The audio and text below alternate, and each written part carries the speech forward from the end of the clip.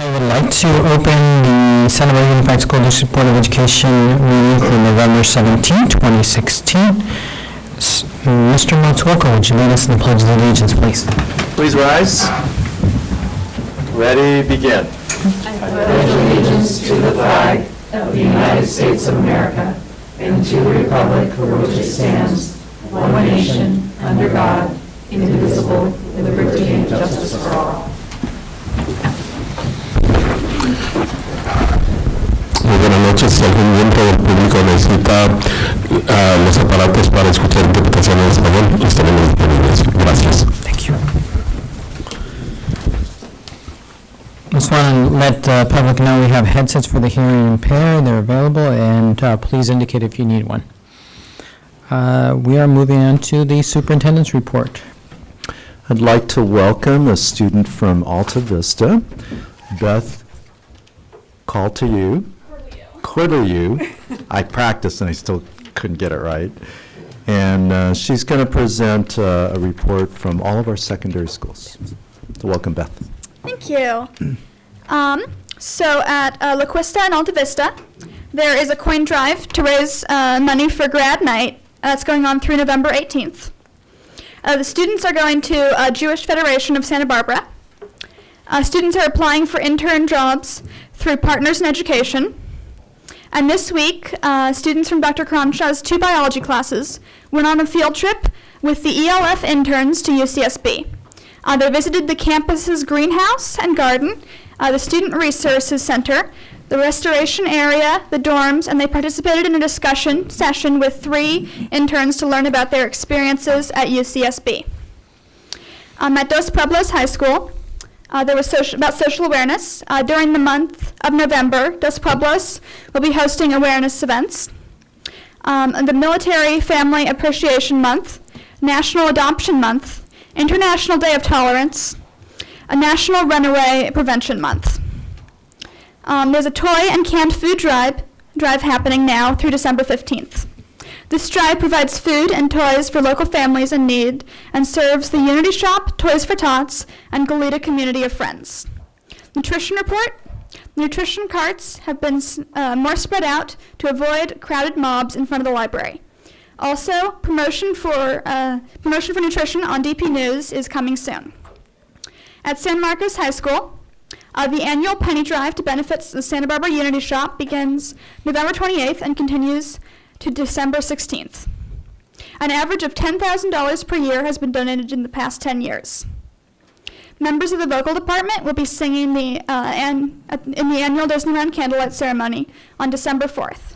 San Marcos was one of 13 groups selected out of 80 that auditioned for the performance. Royals Got Talent is on Friday, December 9th at 7 p.m. in the San Marcos Auditorium. The talent show is open to all students. It's sponsored by Kids Helping Kids. The winner of the show will be opening for the annual Kids Helping Kids benefit concert on Saturday, January 14th, held at the Granada Theater. On Monday, December 12th and Tuesday, December 13th, the vocal department winter concert will be held at the San Roque Church beginning at 7 p.m. each night. Will feature the Madrigal Singers, a cappella, Royal Knights, Girls Chorus, and Enchante will be performing. At Santa Barbara High School, on November 18th, the dodgeball tournament finals will be held. On December 7th, the band concert and Convivio Academy night. On December 9th, there's a winter choir performance. And between November 28th and December 9th is Calm Adopt a Family. Thank you. Thank you.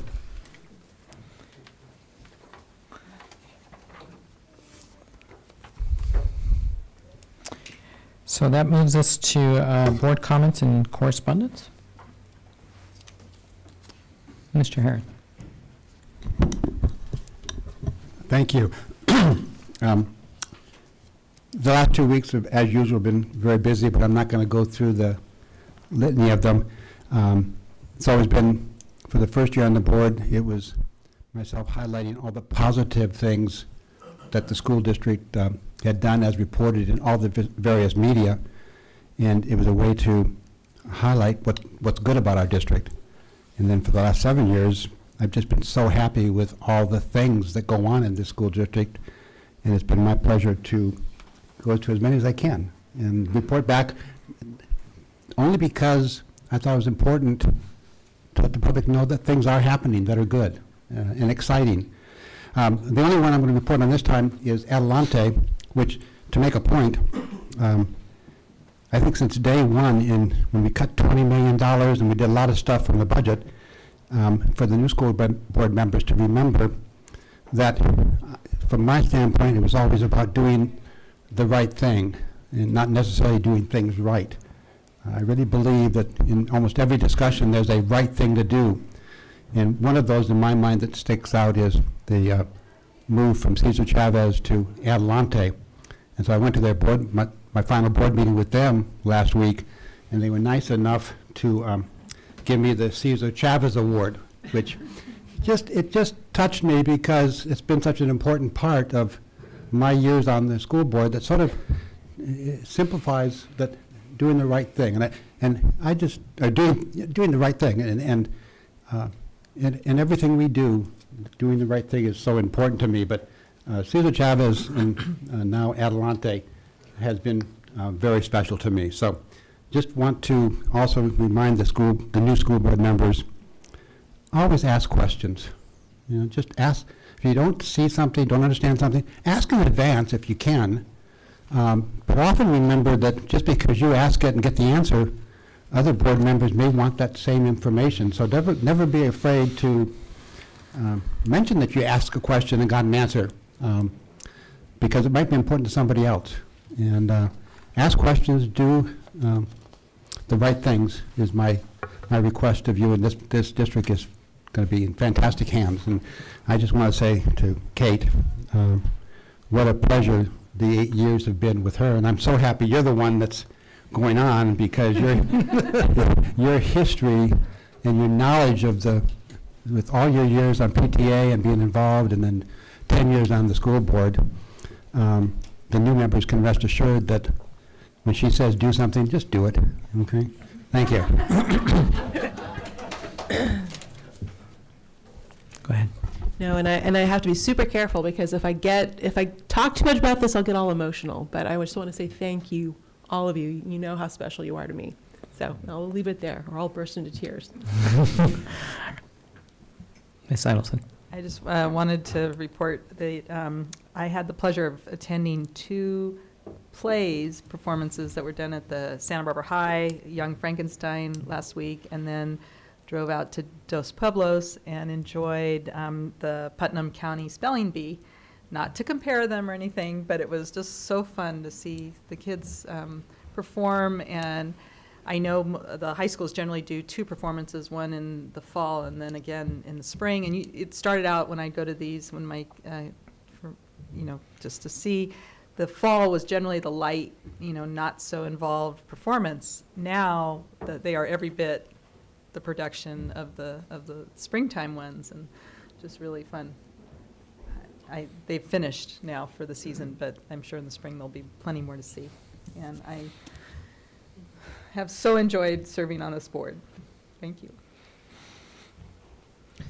Excellent. So although we just had a ceremony outside, I did want to kind of go on public record and thank everybody, especially my fellow board members. I am convinced that I will not have the privilege to work with other individuals that at heart, no matter whether we agreed or not, we all went home knowing that everyone was making the best decision for students, and that's pretty incredible. I have so much respect for each and every one of you, and I have learned so much from each and every one of you, so thank you. I want to also thank our cabinet, because we don't always get to have the same relationship that we have with our colleagues with you, but day in, day out, you came, you listened to our questions, and sometimes I knew you didn't like our questions, but I also knew that you were working so hard on the back end, that you are really what makes our district work every day, and providing that level of support. So thank you. You are part of this experience for me. You are part of the community of leaders and educators that I look up to, and that I will also look forward to listening to you and making sure that in my next role, I don't lose touch from what's happening on the ground. And I know Kate's nodding her head. She's like, I'm not going to let you. She's like, I'm going to text you. But I do mean that in every way. And there's also educators here in our community who have watched me grow up in this community, who are still around and are still doing great things for us. And I hope that you all know, those of you that know who I'm talking about, how important you are for me.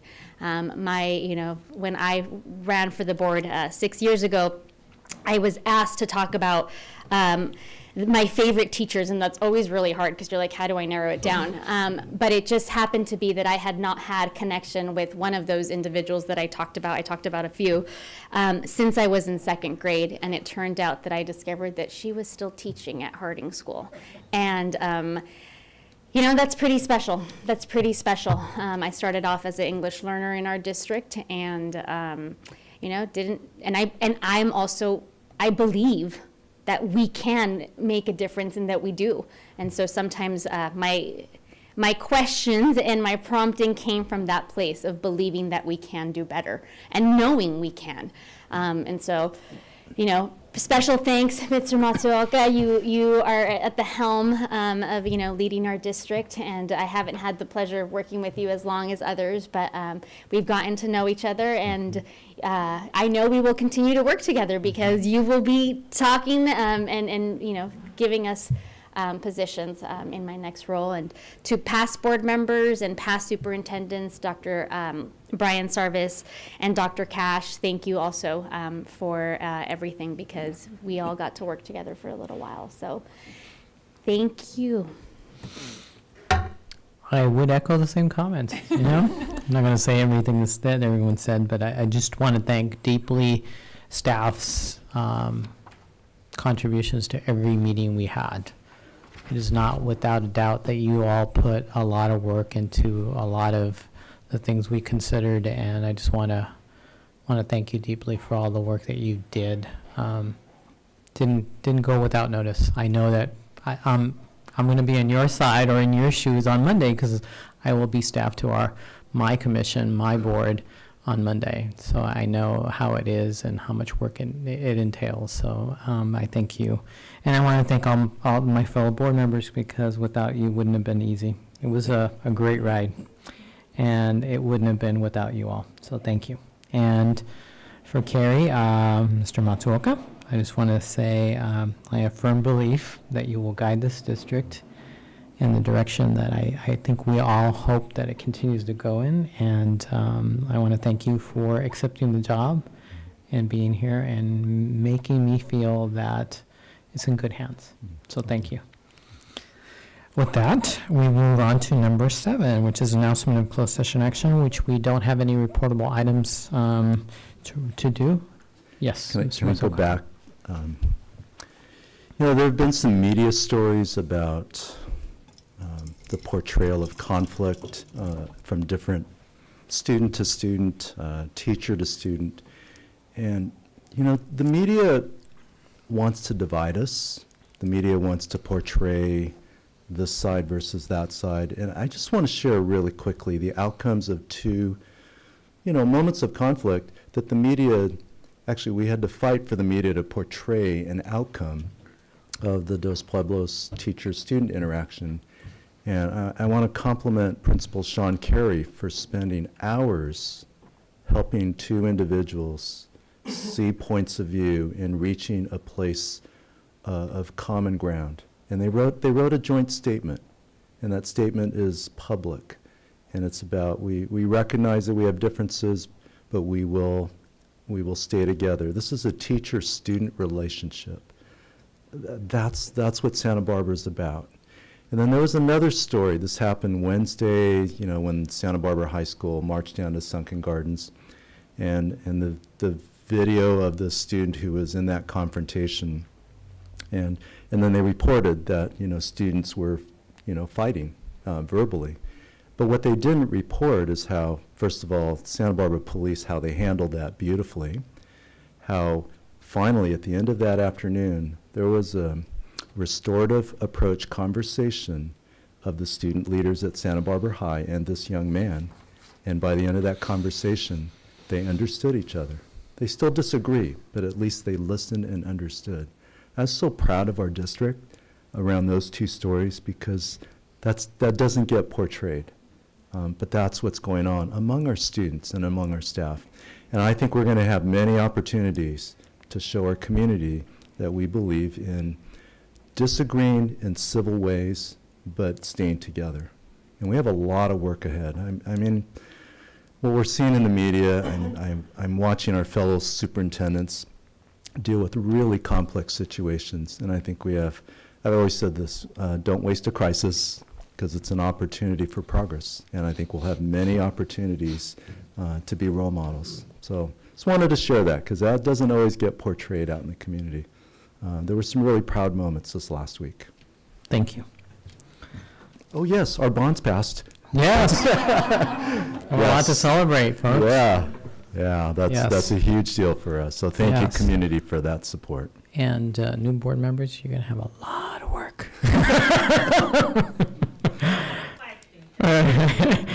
Number 8 is public comments on non-agenda matters within the jurisdiction. I believe we have one public comment. Yes. Yes, we have a public comment by Marcia Eichenberger. Eichelberger. Excuse me. Come on, it's already, excuse me. Good evening, Board, Superintendent Matsuoka, ladies and gentlemen. My name is Marcia Eichelberger, and I'm a parent with 2 children who have been served by the district, and I'm also president of the Autism Society here in Santa Barbara. Tonight I wear both hats, but my message is the same. I couldn't let the end of an era with 4 of our 5 board members transitioning off the board without a few comments. It's with a heavy heart that I say goodbye to some of the most caring and thoughtful members that have ever served our district. I met some of you 8 years ago as you were stepping onto the board.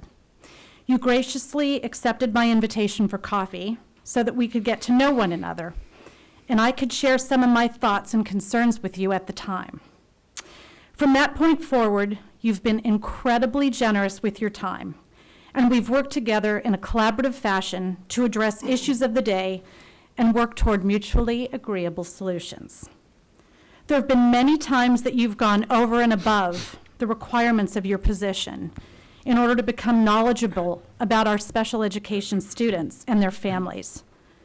Occasionally, there were times that we reached an impasse for whatever reason, but it never got in the way of us continuing to roll up our sleeves and work together towards solutions in the best interests of the kids we serve. Up until the bitter end, you've continued to invest your time and energy, and for that, I will be forever grateful.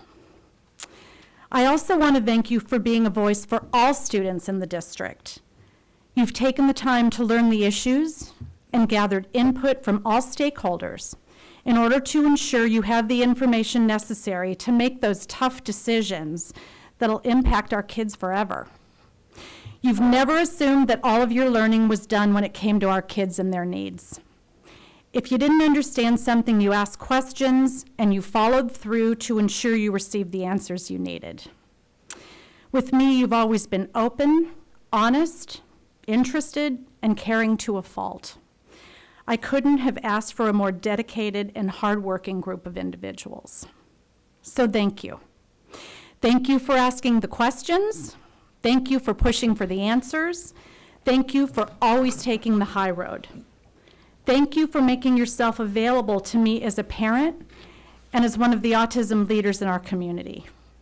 But most importantly, thank you for caring about our kids and doing your best every day to ensure that they are at least given a fighting chance to receive an education while they're under the care of Santa Barbara Unified.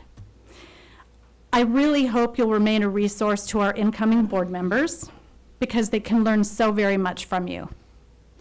Finally, I want to thank Ms. Parker for agreeing to serve for another 4 years. Your historical knowledge and perspective, 4. Your historical knowledge and perspective going forward will be critical in helping our incoming board members get up to speed as quickly as possible. And welcome to our new board members. We look forward to working closely with you to ensure the success of our students who receive special education services. Thank you so very much. Thank you. And I want to share that I met Marcia when I was actually walking precincts when I was running for school board. Knocked on her door and we talked for about, I don't know, maybe an hour. So, and we haven't literally stopped talking since then. So, thank you. That moves us to item number F, acceptance of donations for November 17th, 2016. Do we have a motion, board? I move to accept with gratitude. I'll second it.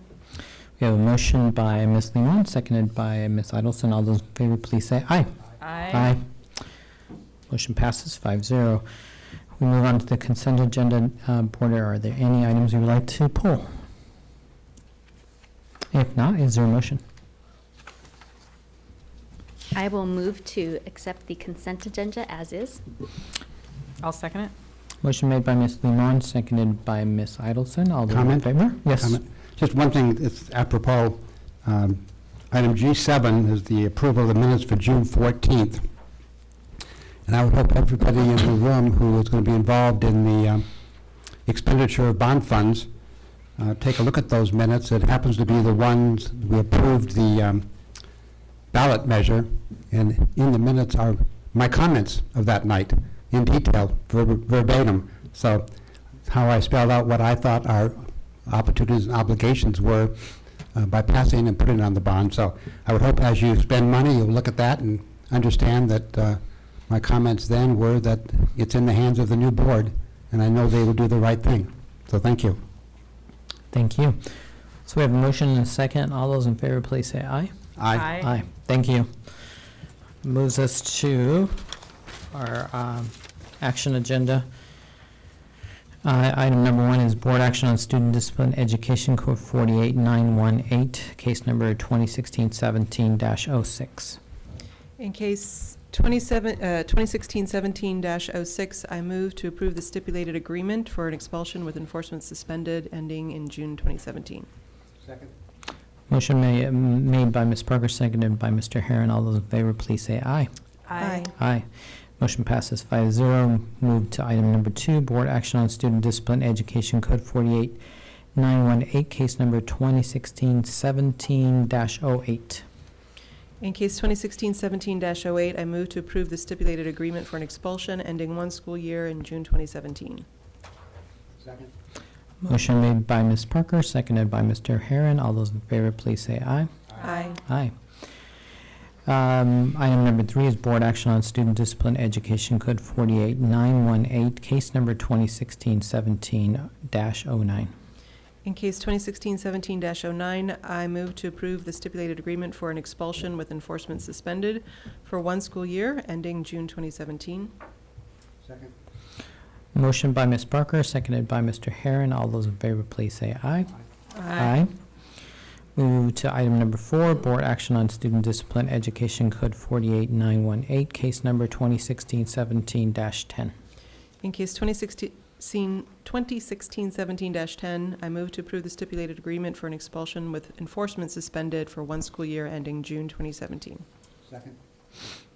Motion made by Ms. Parker, seconded by Mr. Herron. All those in favor, please say aye. Aye. Aye.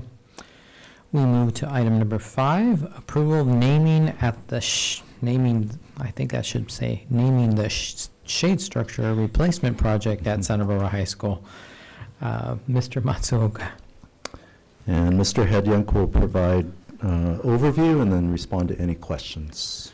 Thank you, Mr. Masuoka. Members of the board, I continue to be amazed by the generosity of our community, especially in this case, the time, effort, and expertise of the Palucci family and Ron Palucci. If you recall, they were a significant fundraiser and donor for the green shade structure project at Santa Barbara High School. At the request of Santa Barbara High School, we're recommending the two namings tonight for their financial contributions. I'd like to name the actual building, the the SB Green Lab, Pelusier Outdoor Education Center, and then the garden out front, we ask you to name the Natalie Orfila Food Garden. Board, any questions, comments? Mr. Parker?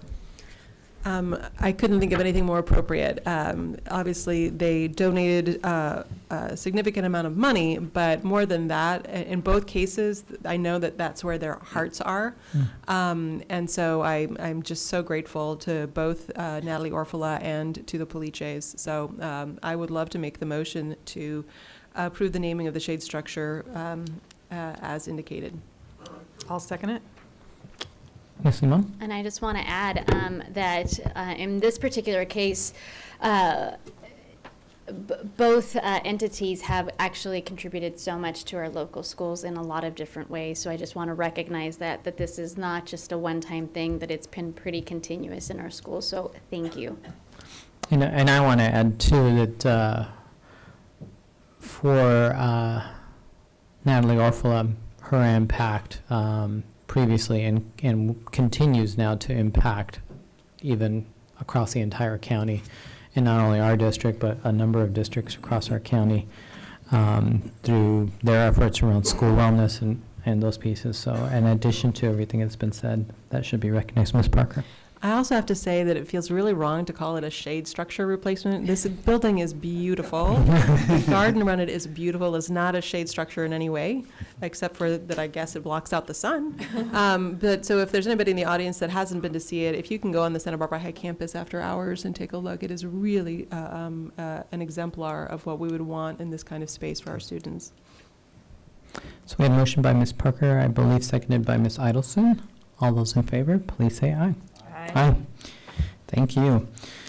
That moves us to the approval of single plans for student achievement for elementary and secondary non-charter schools. Mr. Matsuoka.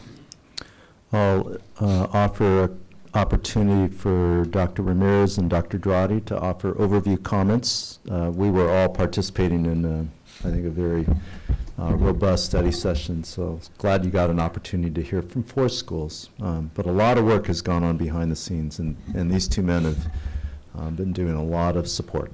So, gentlemen. Well, good evening, Dr. Paz, board. Just open it up for any comment, any questions or suggestions for the future. Ms. Parker.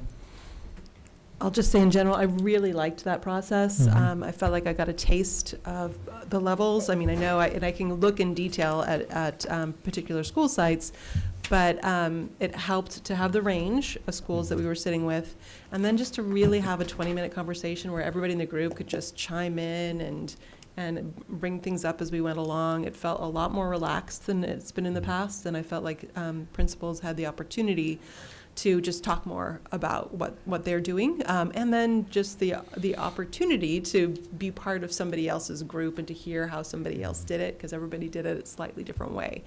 And so I really appreciated that. On the single plans themselves, I thought they looked great. I liked the template that we have. One thing, just a concern that I have in the elementary level in particular, just an overview thing, is thinking about math. Because so much focus right now, understandably, has been on English language arts, but we can't let math be neglected, and so that's something that was kind of on my radar. There's so much focus on that we're doing Engage New York, which is great. We have made progress, but we don't hear that kind of systematic. And I'm also thinking of it because of the strategic plan, because by next year we're supposed to have a K-12 STEM plan, and obviously math's a big part of that STEM. So, Any other comments? Mr. Herring. I think they're the best ever. I mean, I really enjoyed perusing them and talking about them. The one thing I always miss is, they're full of goals, but we never see how do they do from last year. You got a goal from last year, we see this brand new goal for next year. But I don't think I've ever seen what did you do last year? and doesn't have to be huge, but just a summary of, here's what our goal was, here's what we did. I haven't seen that in single plans. Maybe it's not supposed to be there, but it's something that I always missed. If I can comment on that, it absolutely will be part of our conversation moving forward. We want to really establish a much more seamless cycle that provides feedback not just to you as a board, to have a sense of where the schools are respectively, but also, as importantly, to school site councils and local school communities, stakeholder groups, to have a sense of where, just real clarity around where schools are relative to their goals and to the actions that support those goals. So that is something that we have talked a great deal about in our department and as cabinet. And I'm fairly certain that we'll have a component of that coming up now that we're moving toward a spring to spring cycle. So that was another very important component of this, that it puts us in a position to really align our goals to budgets and be much more purposeful in that direction. So thank you for that comment. That is something that we will move forward with addressing with greater clarity. Ms. Heidelson. I also felt that the extra length of time was very beneficial, and also having the exchange of a group asking questions of the presenter as opposed to prior experiences of this where it was the board member asking the questions. But it definitely was a much richer exchange, and I think benefited the school that was making the presentation also. I would also like to say that I really enjoyed the format this year, especially the intro PowerPoint is really great. It summarized a lot of points. I also heard from one of the tables that the format was really agreeable to them, so which is great, which means the users themselves think that's a good format, not only from our side, but from their side as well. And the one thing that I wanted to comment in addition to that is, as a theme that I heard in 3 of the presentations, a lot of work being done to address absenteeism, chronic absenteeism, and I think that's something to think about, especially as a new board comes in. I know we've talked about it as a board in different occasions, but it is a common thread that still needs to come back to both staff and the board to figure out, 1, how to track it, 2, how to address it, and 3, how do we move forward as a district to continue to look at solutions in those pieces.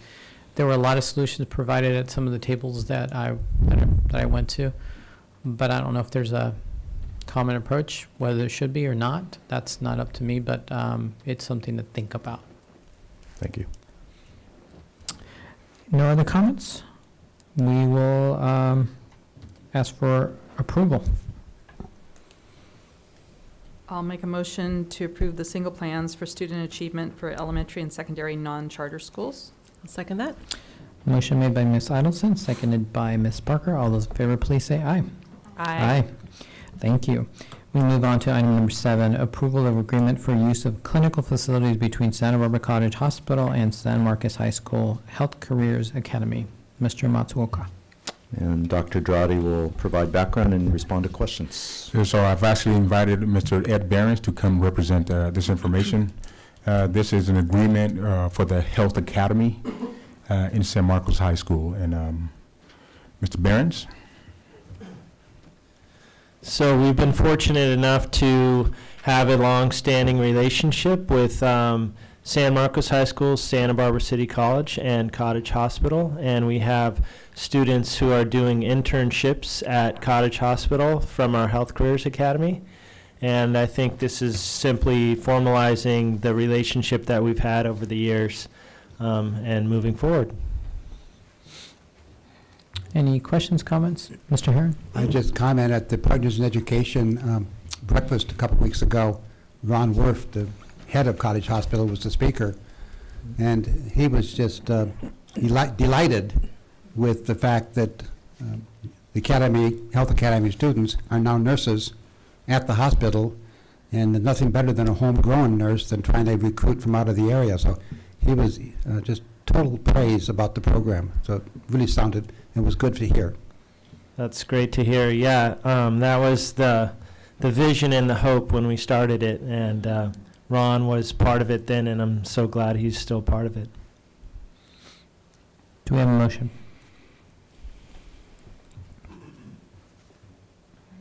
I'll move approval of the agreement for use of clinical facilities between Santa Barbara Cottage Hospital and San Marcos High School Health Career Academy. Second? Motion made by Mr. Herron, seconded by Ms. Parker. All those in favor, please say aye. Aye. Aye. Thank you. Great, thank you. Moving to item number 8, approval memorandum of understanding between Santa Barbara Community College and Santa Barbara Unified School District for Alta Vista High School Middle College. So this is a memorandum of understanding that has existed before, but we made some minor adjustments to it. And I've invited Ms. Principal Elise Simmons to come expand and help us answer any questions that you might have.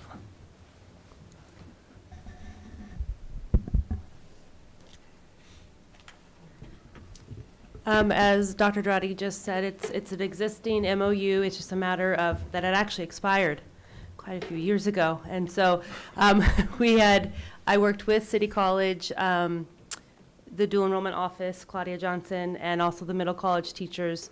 And it was really just a matter of updating it and changing some dates and changing some course titles. There's some changes of courses that have, you'll see if you scroll down a little bit. Middle college students are actually allowed, they're allowed to take English 98 and Math 4, whereas high school students are not allowed to take those courses because they're high school level courses.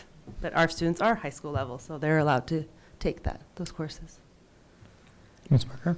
Is there anything else in there that we should know that you should call out as a change? No, there hasn't. From my perspective as the principal and the three middle college teachers, what we really wanted to do was to protect mostly the space and to protect a lot of the privileges and things that they give to us as being a partner on their campus. So not many changes, just again to protect it, add some more time to the MOU. And I see that the registration date allows earlier registration than, I'm reading that for. Yes, and that's always been a privilege that middle college students are given a registration date that is different from the high school students. That's nice. Yeah, Real nice. They're given many different privileges, parking passes. They're allowed. We can use any space there for free, as long as we reserve it in time. And a lot of our students are very lucky to be able to use any of the counseling services, medical services, those kinds of things. Nice. Do we have a motion, board? I will make a motion for approval of the memorandum of understanding between Santa Barbara Community College and Santa Barbara Unified School District for Alta Vista High School Middle College. Do we have a second? I will second that. Motion made by Ms. Idelson, seconded by Ms. Limon. All those in favor, please say aye. Aye. Thank you. Thank you. We move to item number 9, approval memorandum of understanding between DRAG Inc. in association with the Santa Barbara Police Department and Santa Barbara Unified School District for Santa Barbara High School. Yes, this is a great, an opportunity for a great partnership between one of our local high schools, Santa Barbara High School, and a local law enforcement. It's a fascinating project that exists in Oxnard, but instead of me explaining it, I've invited Sergeant Beecher to come explain what the program is and then help us address any questions. Sergeant Beecher. Welcome. Again, my name is Eric Beecher. I'm a sergeant with the Santa Barbara Police Department. Thank you for your time and consideration. I also brought Sergeant Daniel Shrub from Oxnard Police Department. They actually started this program about 8 years ago and have built it up to what it is today. And I'll give them a chance to talk about that and how that worked. But ultimately, it's a after-school program for mostly targeting juniors and seniors in high school. And it's we bring them in. We have automotive curriculum, which they'll be learning. There'll be a few road trips that we'll take to some different places like museums and things like that, automotive-based museums. and some other things like that. But ultimately, one, I think it's important to have a connection with the police department and have a connection with the kids to build that connection. And obviously, law enforcement profession is under a lot of scrutiny nowadays, and I think it's important for us to reach out to the community and be a part of it. That's one of it, part of it. But part of it is this is something that I've been thinking about doing for years. I'm a car guy, and I want to be able to teach what I've learned from when I went to automotive classes at Dos Pueblos, which they don't have anymore. And I don't remember if you remember Mr. Coakley, but he was the automotive teacher then, and I still remember going to school and learning a lot from those classes. So I just think it's a really important skill that I think is missing nowadays. They're looking for, vocational schools are looking for kids to go through these schools, and this program is kind of a place for them to get that information and get it kind of a start for that. And then we have kids that from their program that Oxnard has started that have gone on to college and vocational schools through this program. And I'll let Sergeant Shrub explain the program a little bit more, but ultimately the goal is to bring this program to Santa Barbara and to have this kind of work between the school district and them, and I'll let him talk a little bit about it. Thank you, Board. Again, my name's Dan Shrub. I'm a sergeant with the Oxnard Police Department, 20 years, and much like Eric alluded to, this entire program came to fruition probably about 5 years ago. We kind of took an idea from an officer back in the early 90s that tried to engage kids with police and other programs within the city, and had this kind of flashy police car type of mascot for the program, but it never took off, and we kind of picked it up again in 2010. And it's been great. We've had a great partnership with our school district. In fact, we just partnered with Ventura County Office of Education, which now we kind of broadened our school range, and we can target kids from Simi Valley all the way to Ojai, and we're bringing kids into our city by transportation, and they're able to learn a skill set in the automotive industry. Much like Eric said too, is our schools also lack that skill set in automotive. So we thought, what a fun way to teach the basics, even some advanced stuff, while keeping them safe, a safe environment. We're there. What better place to drop your kids off? And the parents, the parents, while they're waiting out there and they had class tonight, so 7 o'clock they ended class, so the parents are all there waiting to pick their students up, and it's just a good feeling. Parents come in, the community engagement is there, and our chiefs are very sold on the idea, and we've been able to run with this program, much like their chief is going to support them as well. So just a real quick stat sheet. Over 240 kids have come through our program. At least 40% of them have gone on to continuing education through community college, vocational schools, and have also gotten jobs in the automotive industry. And as you know, there's plenty of jobs in that industry, whether it's interior, audio, tires, wheels, brakes. We all have cars. We all have to do those maintenance things. So the kids just love learning that, and then they have some sort of direction once they leave high school. And real quick highlight, one of our kids from 2011 just got hired with BMW North America. Is out in Palm Desert. Has a great job, 21 years old, and just living life. And it's great. It's a rewarding system for us to know that our kids in our community are doing better things. Thank you. Board, comments, questions? Mrs. Adelson? I'm reading that it's 65 hours per semester. So do they get credit from how is that documented? Yeah, that's one of the meetings I had with Dr. Drade, was talking about having them be able to get high school credit for it. And we've also been talking to Santa Barbara City College, because they do have an automotive program there, and they would like to see kind of a collaboration between us and them. They've asked me to be on their advisory board at City College with the program. So I think the idea is the transition from the high school stage into the community college, and maybe have even dual credit if that is possible, so that that transition will be pretty seamless. And we're also using the same curriculum, or will be using the same curriculum that City College uses currently. Yeah, so we're in the process of establishing what course we're going to try to use. So in the springtime, there will be a course that's associated with this. So And students that need would credit. be a CC credits? Yeah, we have to coordinate that alignment first. If that alignment does not exist, we will create our own elective course. And then would you need somebody with a master's teaching that? Yeah, that's all the stuff we're exploring. If all that fails, we'll keep it as a club at this point until we're able to develop, either hire somebody to assist the police officers as the credentialed teacher. And then are they actually working on a vehicle that then has a value to market later on? I know San Marcos High does a vehicle that then is sold, or is there? Yeah, well, there's actually several opportunities. One, the chief has donated this 1957 Chevy police car. I don't know if you've seen that around town before in the past. We've had that car for about 13 years now, and it's due for a restoration. So that's the kid's first project is going to be to tear that car down and rebuild it.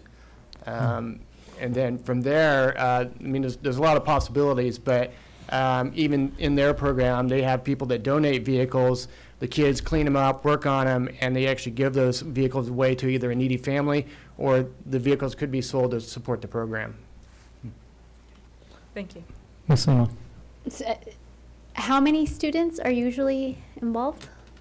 Well, we're probably going to start out kind of small. We're probably looking in between 10 and 20 to start, but they've got a lot more than that right now. But you know, to get this thing started, we want to see how well it's going to work, and then kind of build it up from there. I mean, ultimately the idea is to put it out there, promote the program, see what kind of interest we have people fill out applications, and we'll kind of take it in from there and bring kids in. You know, our goal is to try to keep kids from getting in trouble and kind of redirect them a little bit. So if we can identify the kids that kind of need that kind of help right away, then those are kind of the kids that we're going to try to get in there right now that we can try to redirect and not hopefully get in trouble. So just so I understand the concept, it's basically right now serving as a club. So after school or something of the sort, coming in to have educational lessons about auto body, you know, and eventually perhaps partnering to a more formal program with a pathway to a certificate. Is that correct? Yes, that's the vision behind it. Okay. But we wanted to get this thing going while it's going, and while we're gaining interest, we'll work on the other formal aspects of it. So it sounds like the police department, Santa Barbara Unified, and perhaps Santa Barbara City College are partners, correct? Eventually, yes. Eventually, Right now, okay, so you guys are our first step of getting there. Gotcha, okay. Once we know that you guys are on board, then we start with the rest. We've got a lot of local support already. We have a lot of businesses that are already willing to help out and bring kids into their businesses, and looking forward actually to maybe even having kids work as with internships and things like that. So there's a lot of possibilities with this. It has a lot of fingers. It can go a lot of different ways, but ultimately we're just trying to start small and work our way up to those things. And so I think actually that's probably aligned with something. I know that early this summer we actually had a business model something like this because of the need, particularly on the east side. So I'd be happy to share that with you. It was featured on KYT a couple times. You know, it was one of those like what's good in the community highlights. And so I know that they worked with a couple students from, I think it was La Cuesta and Santa Barbara High School who were part of it. And so I'd be happy to share that information with you because they already have an internship model program that they did. And I don't want to speak for them, but I'm guessing if they did it this summer, they would love to partner with you, and they're locals in town, and it happens to be that the owner is also a Santa Barbara High School grad. Yeah, that'd be awesome. Yeah. Ms. Parker. I notice, so you're providing transportation. Yeah, we're working with PAL and the Boys and Girls Club. Both of those organizations are interested in being involved in this, and they're willing to supply their vehicles and drivers to transport students at this point. And it's taking kids to 439 Kellogg Way, which I think of as total car land. So I assume there's some mechanics bay there that you can work at. Yeah, I personally have a car shop there, and so it's almost 5,000 square feet, 2-story. So I have 5 cars in there now that are being worked on, but ultimately the kids are going to be brought in there. Okay, well, now I'm envisioning sort of elementary school field trips to your, so we can expand the partnership. But I just want to say thank you, because not only is it, I think, a need that you're addressing and a nice partnership with the district and the police department, but also just I've always felt bad. I mean, we have some great programs at individual high schools that are not open to all the students. And so, we have this at San Marcos, but not, if you're at Santa Barbara, if you're at La Cuesta, if you're at Dos Pueblos, well, you're kind of out of luck. And you don't get to explore this at all until you're at City College, if you're lucky enough to think of it at that point. So I really appreciate this, because I know that you're going to have a lot of interest. Yeah, we've spoken to the principal at Santa Barbara, John Vecchio, and he's pretty excited about it, and he thinks it'll do really well, and we're hoping that we're able to have this, collaboration, that we can make this work, and I think we're able to do it. They've able to show that it works, and that it's, this program, we're kind of in the midst of bringing this program to other agencies, not just Santa Barbara, but Santa Barbara is kind of one of the first ones kind of getting it this far, and ultimately the goal is to spread this program throughout California, actually throughout the nation. Las Vegas Metro Police Department has picked it up. There's a police department just outside of Dallas, Texas, that's looking at it. So our goal is to expand the program eventually, but we want to see how it's going to work to get this process started. And you're kind of our first step to make sure that if you guys are on board, then we can start moving forward with the rest of it. This is a nonprofit program. We work off donations and grants. We're not asking for any money. We're just asking for high school credit for the kids. Yes, I would echo the same thing. And I just want to thank both of you individually, because it sounds like both of you are doing this because you're truly vested into wanting to do this. And I think that speaks volumes about who you are as individuals and wanting to get back to your respective communities, and that's just fantastic. And I love the partnership with our police department. I think that's just sending all the best messages that we possibly can to kids, and so I am totally supportive of this. This is great. Wonderful. Thank you for both taking the time to be here. I would like to make the motion. I'll make a motion. I'll make a motion to approve the memorandum of understanding between DRAG, D-R-A-G-G, Inc., in association with Santa Barbara Police Department and Santa Barbara Unified School District for Santa Barbara High School. Second. All those in favor, please say aye. Aye. Thank you both. Thank you very much. Thank you. Board, we move to item number 10, approval of renewal of services agreement from Intra Detection Canines for the 2016-17 school year.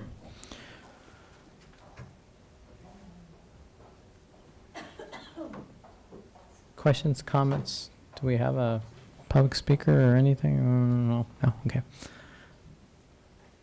Who's presenting? Yes.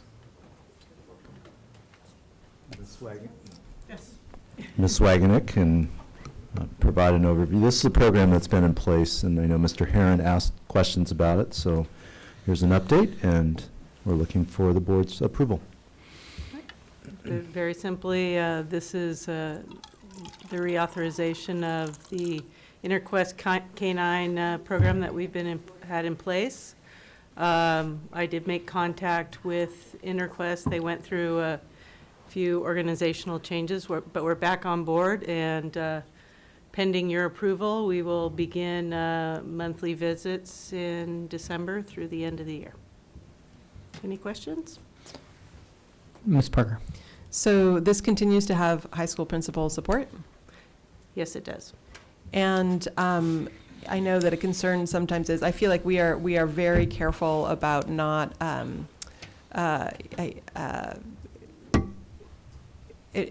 not implementing this in a way that is stressful to students and that necessarily calls students out. although obviously it could. But one of the realities is it almost never catches anybody anymore. And I think that that's something that we've really seen as a change from when we first got them. And I know that principals feel that this is an important deterrent and that students are less likely to bring contraband onto campuses as a result of this, and that we've seen a change over the years, and that this is a piece of that. But I don't know if there's anything that you'd like to add to that in terms of the student experience. Well, it is very hard to determine what the reason why we are not having hits, because we allow students to take their backpacks with them. And so long as we allow students to take their backpacks and their belongings with them, we won't have hits. And when we first came together with InterQuest, we were told that if a student had smoked marijuana and they were holding a pencil and there would be a hit, that sort of thing. We aren't seeing that happening. We know that we still have marijuana on our campus. However, there has to be some level of deterrence. It's just very difficult to know to what extent. Any other comments? Yes. I passed around a article that I had read about a judge in, I think, Montana, Right. who used two criteria. Can you prove that there's a drug problem on campus, or do you have probable cause with the student that you catch? Did InterQuest have any comments on that situation when you talked with them? No, I think InterQuest's position always is that they are a deterrent. When I've spoken with InterQuest, they do find it odd that we are the one district that they serve that allows students to remove their belongings from the classroom. And so they feel that it's more of a deterrent when belongings are searched. We still search cars, right? We do search. In parking Well, lots? we search cars if if the parking lot is drawn randomly. Right. Right. Ms. Simon. How interesting that this is coming up at our last board meeting. I'll just say that. My position hasn't actually changed over the years. I've seen how we use dogs in higher ed, and it's actually, we use them a lot during midterms and finals as therapy dogs, because we feel that that's another area to address.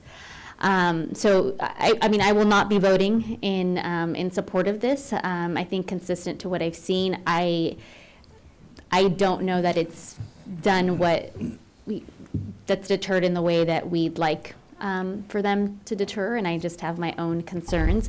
But I will say the following, that while I may not be supportive of this particular deterrent, I do think that our schools are going to have to think about the passage of Prop 64 and what that means for schools.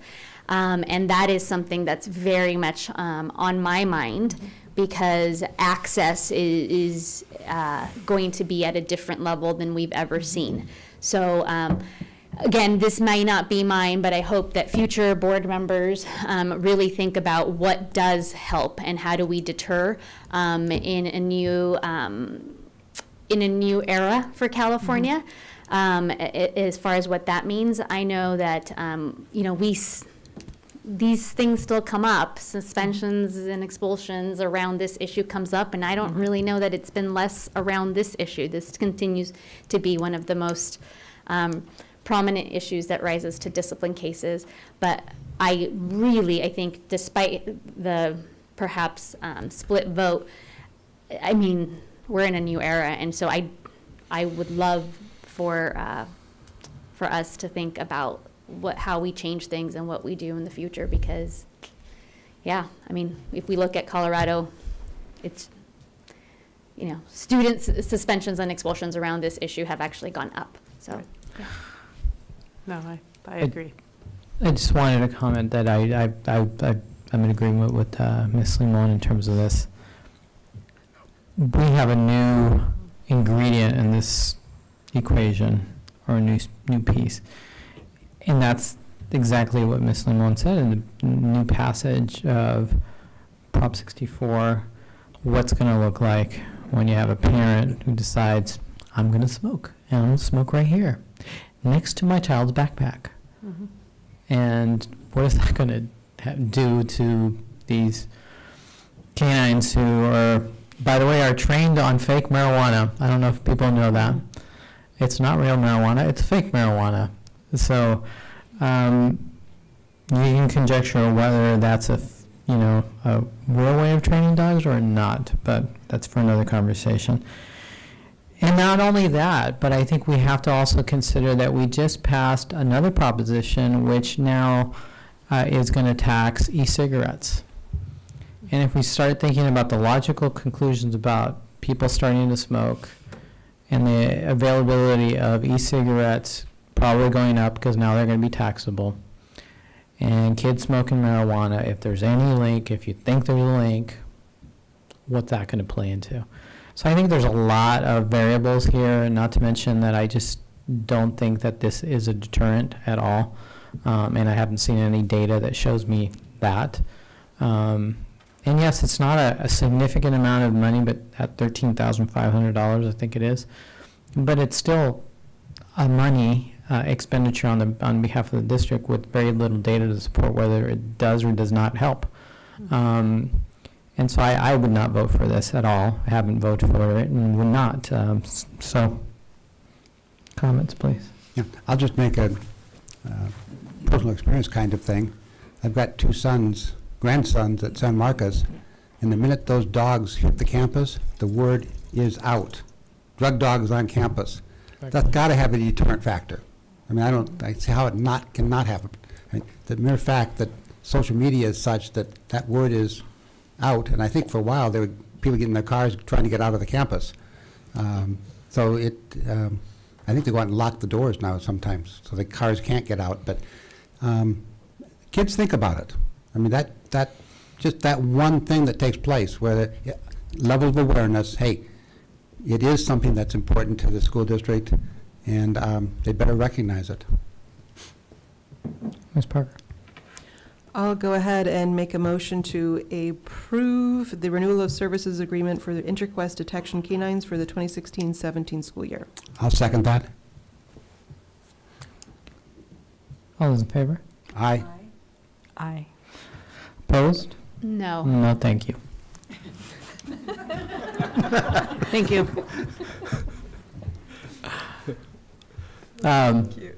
You all can consider this future board members in terms of your deliberation. Thank you for bringing that to the agenda. Yeah, we're still all friends. I will end with this. I think it was Tip O'Neill. Everyone's entitled to their opinions, but they're not entitled to their own facts. There's no facts in this matter. I'll leave it at that. Thank you. We move on to item number 11, approval of subsequent variable term waiver in adaptive PE. Mr. Matsuoka. Mr. Torina will provide background and answer any questions. President Dr. Paz and board members, cabinet. The Commission on Teacher Credentialing permits districts to credential teachers using variable term waiver.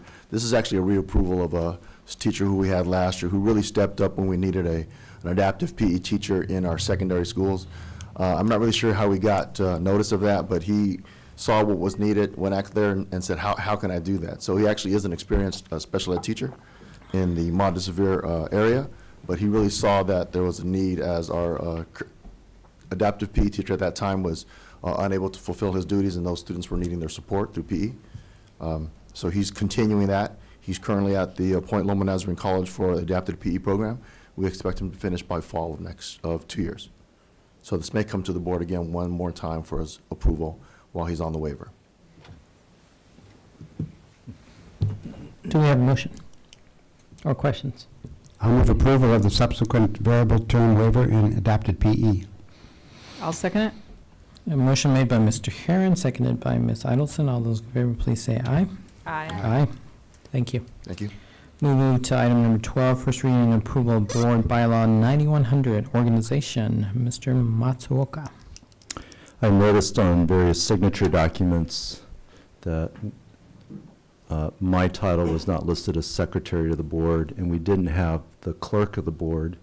And I asked why, and in our research, when the district unified and became K-12 in 2011, there should have been the creation of a board clerk position. So we're asking the board to update the board bylaws to now have a board clerk, and we will have a board clerk on December 13th at that organization meeting. Mike. I'll move approval of, well, the first reading and approval of Board Bylaw 9100, Organization. I'll second it. Motion made by Mr. Herron, seconded by Ms. Idelson. All those in favor, please say aye. Aye. That moves us to first reading and adoption of Board Bylaw 9123, Clerk. So this is the associated policy that we need to have in place that establishes the clerk position. Do we have a motion? I'll make a motion that we approve the adoption of Board Bylaws 9123 for the clerk. Second. Motion made by Ms. Idelson, seconded by Mr. Herron. All those in favor, please say aye. Aye. Aye. We move to item number 14, first reading and approval of Board Policy 4131.1. We are in the process of moving our teacher induction program from the county office of ed, and then we will run our own program next school year. So it's some minor modifications to our board policy that indicates that we are going to run our own program in the future. And Mr. Torino would be glad to answer any questions. Board members, I also have Roxana Stern, who is our teacher induction program coordinator. I asked her to come to this meeting because she's much more intimately involved in not only creating our program, but looking at all of the impact that it's going to have on our district, both fiscally and structurally. So Roxana's in if we have any questions.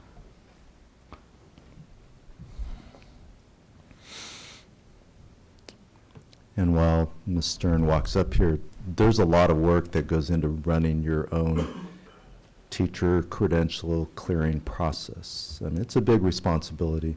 Yeah, it's really helpful for a district to have that ability because it's part of our recruiting. Mhm. It's part of maintaining a great teacher workforce. So thank you to both of you because this is a lot of work.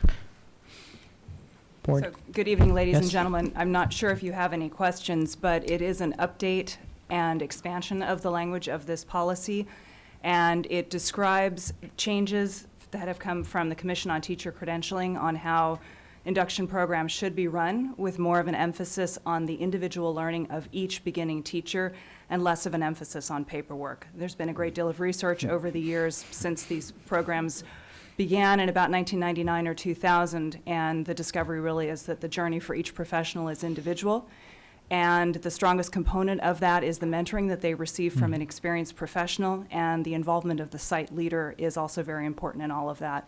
So those are key pieces that are outlined in the CTC policy that's briefly referenced here, a little further down where it says beginning teacher support.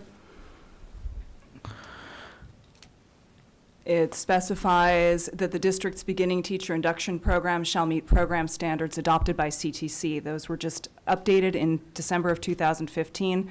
And again, they emphasize those elements of individual learning plan, a strong mentoring component, and involvement of the site leader. Ms. Parker. So how much of it are we already doing with you in place here at the district? This year, my role has been to facilitate the mentor pairings at the various sites. The county education office is still providing the program. Where we are with our program is that we have to become approved by the Commission on Teacher Credentialing to offer the program. First, our institution has to become approved. We were hoping to be on the agenda in December, but we've just been notified that the commission is re-examining their processes, and they are not going to hear any reports in December. So we will likely not be on the agenda until February, and that has to do with their internal workings. We, as an institution, need to become approved, and then our program itself goes through a second layer of review. and the timeline for that looks like it would be March. So we have written, we've submitted, and we're continuing to write documents and submit those. Thank you. Yeah, I'm excited about this. I think one of the things that I've asked about as a board member, especially when we've run into new teachers and supporting new teachers as they go through the process. And then, when people just figure out in their first year or maybe even the second year that this is not for them, it's like, what did we do to support them? How do we get there, right? So I see this as an opportunity for us to clarify that process and to really establish a more control over that, and to have much more flexibility.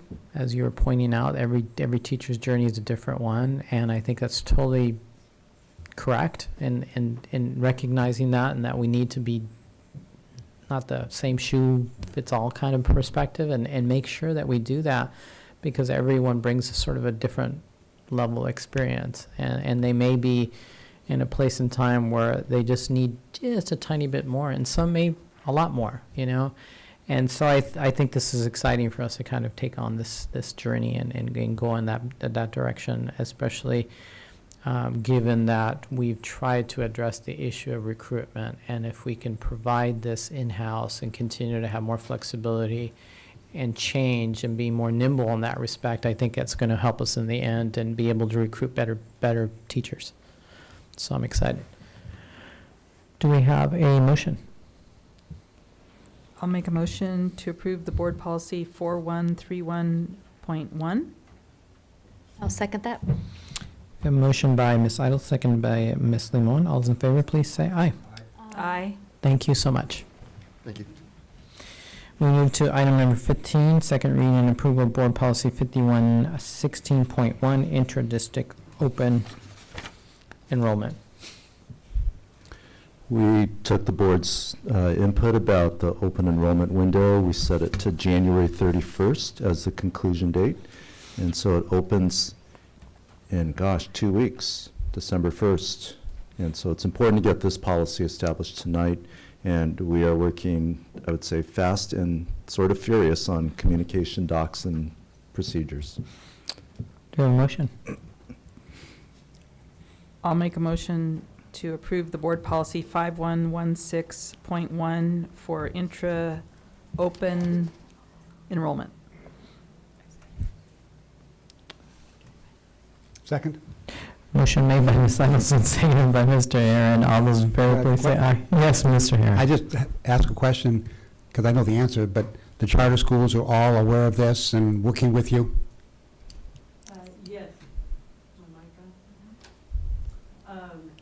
I have meetings scheduled with the principals, directors of each of the charter schools to discuss and make sure that we're all in line. Thank you. Yeah, I met Damien at the market, talked to him about it, and then I've talked to Adelante about it, so they're both well aware of it and happy to work with you. So we have a motion by Ms. Idelson, seconded by Mr. Herron. All those in favor, please say aye. Aye. Aye. Thank you. Moves to item number 16, second reading and approval of board policy 5117, inter-district attendance. So same changes in dates. This applies to students and families who would be transferring in from other districts for the reasons listed. So it's just the alignment of dates around our open enrollment timeline. Do we have a motion? I move that we approve board policy 5117 for inter-district attendance. Motion made by Ms. Idelson, seconded by Mr. Herron. All those in favor, please say aye. Aye. We move to item number 17, demographic enrollment projection study. Mr. Matsuoka.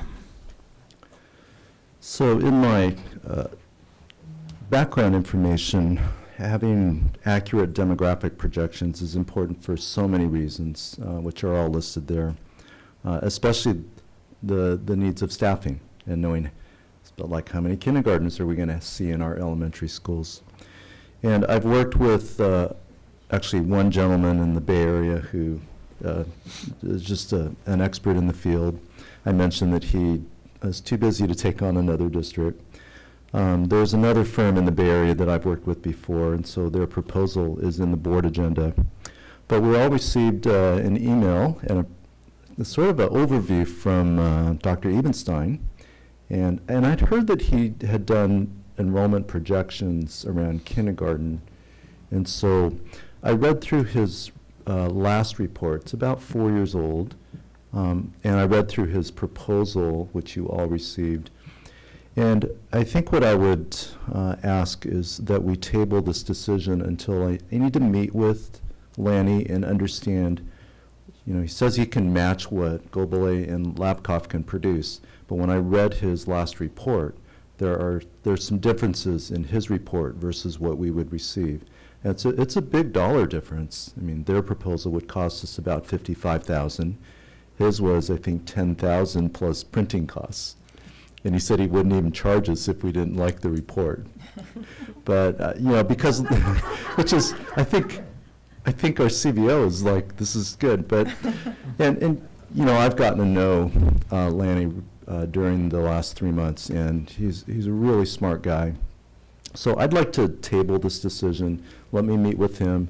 Let me find out what his report will include, and maybe doesn't include. And I'm going to ask him, so will your report provide some really important discoveries? Like, I want to understand the enrollment patterns of all of our schools, comparing students by area of residence versus from out of that district's or that school's attendance area. We really need to understand those patterns, because our open enrollment policy leads to a lot of movement, and I think we should know that. We should really see the patterns. The other part that was not in his proposal is what's called student generation factors for different housing types. I think that's less urgent in Santa Barbara because there's almost no housing growth. But we need to pay, Ms. Parker's. Sorry, I'm just thinking about all the stuff that's going on in Goleta right now, which would ultimately affect Goleta Valley and Dos Pueblos. Mm-hmm. And that's one of the most important aspects of an enrollment projection is you studied all the different housing types and the average number of students generated per household.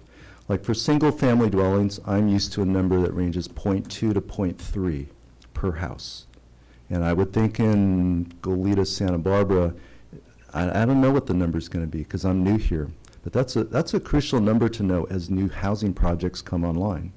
If there's high-density housing comes in, what's the student generation rate? The other thing that I think we need to know is our world changed a week and a couple days ago. And, our housing patterns in Santa Barbara may change because of immigration policy. And who knows what the effect could have on some of our families. The cost of living is becoming a factor in the coastal areas of California. I mean, we're seeing Silicon Valley school districts decline really fast. Santa Barbara, I don't know that yet, but we need a demographer who looks at all of those factors. And so Lanny's, again, we all know him. He's really smart. He's an economist. I love that in his reference he listed Milton Friedman. Wow, Lanny, you know Milton? That's impressive. So let's defer this, and then let me meet with Dr. Ebenstein, understand his proposal, and then we'll bring this back. It's going to delay getting data to inform our enrollment patterns for the spring. I think we can figure out next year okay. I actually would look at Lanny's report about kindergarten projections for 2017, but his report's pretty old. I think he developed that about 4 or 5 years ago. And you have to stay on top of this because the economy changes, political conditions change.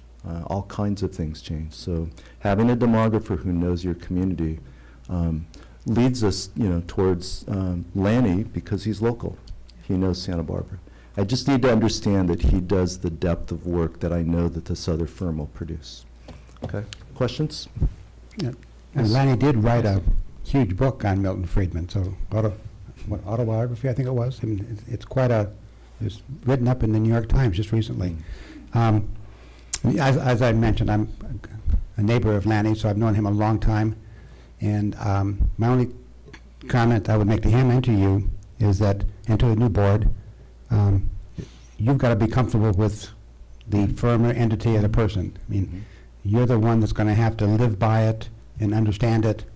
And so I would come down on the side of what you feel and go with your reaction, whatever it is. I don't know what it will be, but I would urge the board to look at it from that viewpoint. $55,000 is a sum of money, but as we look at a bond program of $193 million and understanding our future school projections, I mean, one portable misplacement could be, or one classroom misplacement could be hundreds of thousands of dollars. So we need to have accurate data. So yes, the report that I'm looking for from Lanny, I'll ask him, and we'll have a good conversation. But I appreciate that openness. Ms. Lima. I just have a general question. Is the funding source the bond? What is the funding source for that? General? No, this has to be paid for out of general fund. And I would second the comments of Mr. Herron. You have to be confident in the numbers, and you have to have that sense that they're going to deliver, and that whoever you choose does that. If you don't, the numbers mean nothing. So I think that that's really important to consider. So now we move to the conference agenda. Number 1 is Santa Barbara Unified School District's formal response to the District English Learner Advisory Committee recommendations. Mr. Matsuoka. And I will invite Dr. Mora up to present this report and respond to questions. And there was a question from the board about district translation services, and so there will be some slides and comments about that. So, Dr. Mora. Thank you. Good evening, Dr. Paz, members of the board, Mr. Matsuoka, cabinet, and guests. Okay, there you go. So this past summer, our DLAC Executive Board presented their recommendations for the 2016-17 school year. As part of our efforts to maintain recursive communication, I'm sharing with you our formal response to their recommendations.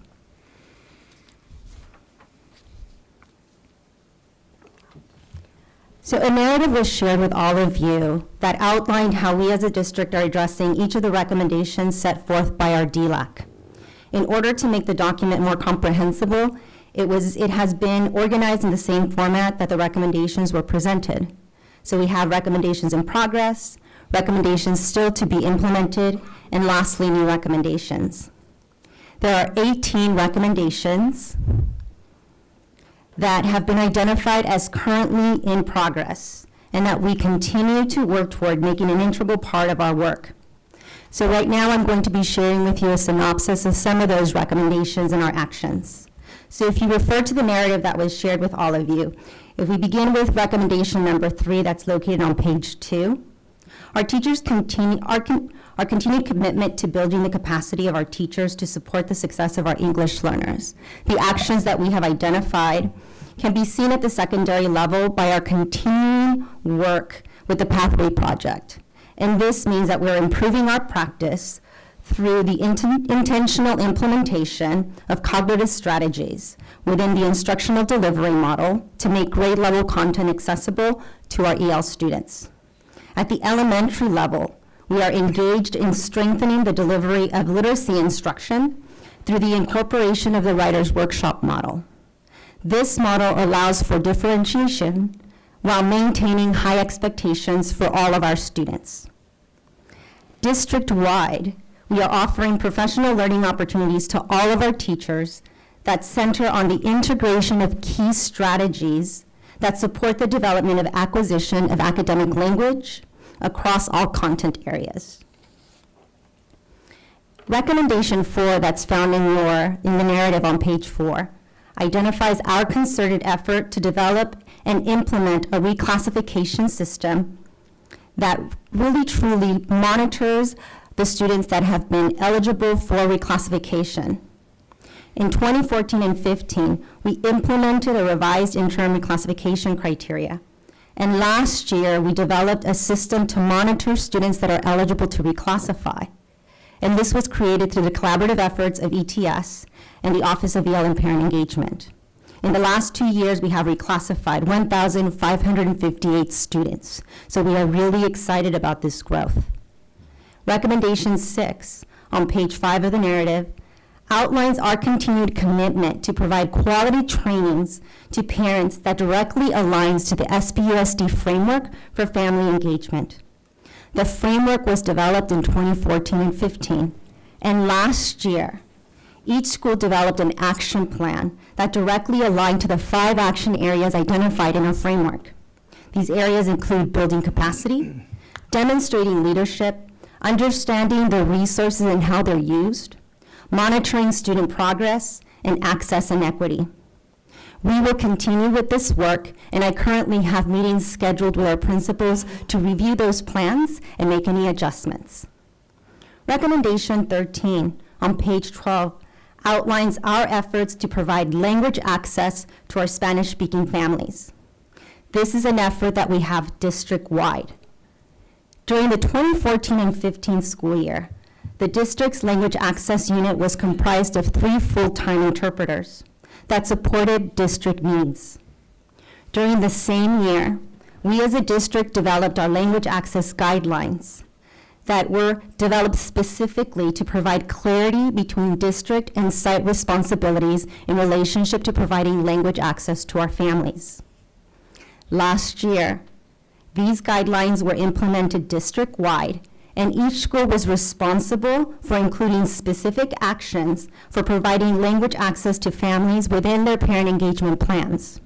And again, this will continue this year, and I will be able to monitor and support during our planning meetings and throughout the school year.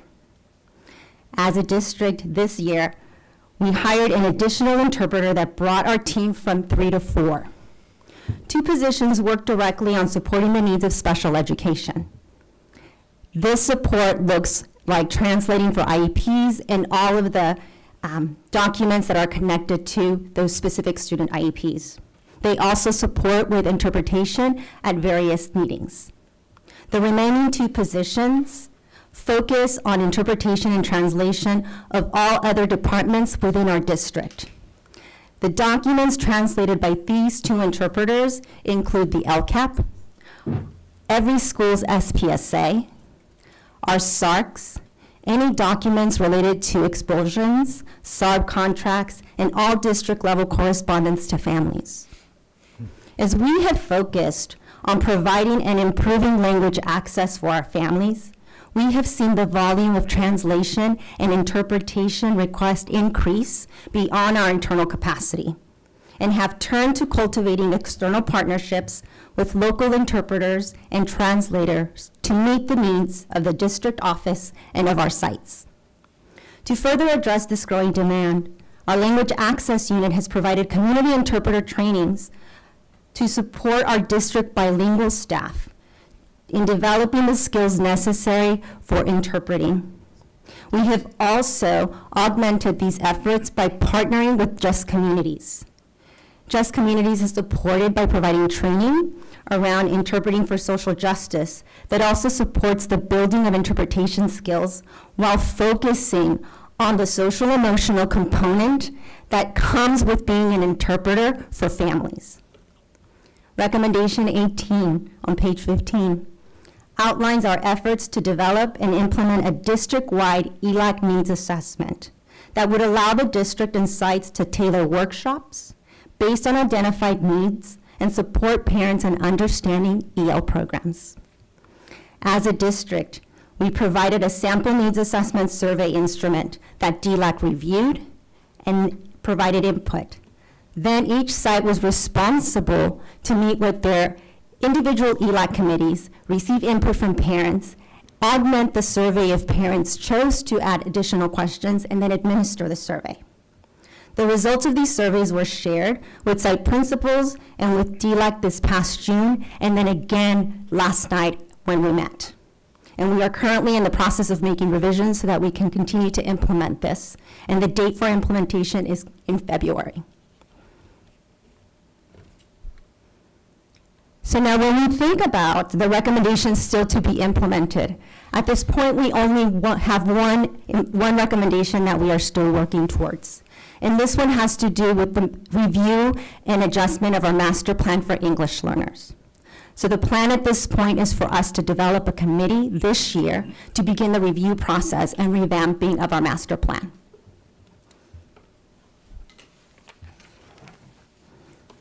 So for the next item, we have the new recommendations that were presented. So our DLAC proposed 4 new recommendations for the 2016-17 school year. And these begin on your narrative on page 16. The first recommendation calls for the development of a bilingual position that supports the development and the facilitation of parent workshops and trainings that align to our framework for family engagement. We have developed a family engagement liaison position at the site level that is designed specifically to support elementary and junior highs. Once the job position is approved, then each site will have the opportunity to engage in conversations with their school site councils and their school community to determine if funds are available to provide this position. Recommendation 2 identifies a need for additional personnel to support Title I and Title III programs to make sure that they meet federal requirements and that funds are used efficiently. So we have currently, as a district, identified current personnel to support with the oversight of Title I and Title III, while further discussions are being had regarding personnel and funding. We also are looking at onboarding an online warehouse system that will allow each school site to collect evidence that supports and aligns with the CDE instruments for compensatory ed and English learners. So this will allow us to continue to monitor how we are using Title I funds and Title III funds. Recommendation 3 proposes that as the district, we expand our one-to-one pilot to all schools. So we will need to engage in further conversations around the lessons learned from the one-to-one schools, and then determine the most appropriate course of action. And then recommendation 4 calls for the monitoring of special education assessment processes for ELs to ensure that there is not an over-identification. As a district, we will continue to provide ongoing support to our sites to monitor the identification process for ELs and their yearly progress.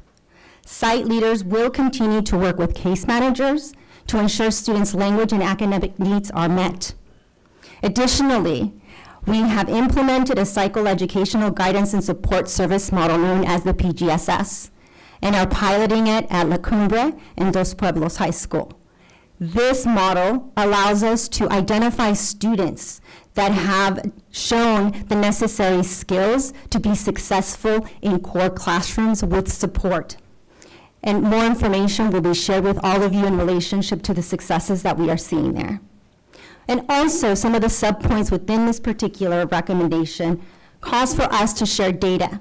So as a district, our special education department compiles yearly data that identifies our subgroups and the identification for special education services. This information is shared at the cabinet level and with site leaders. This process will continue this year, and new data will be shared in the spring.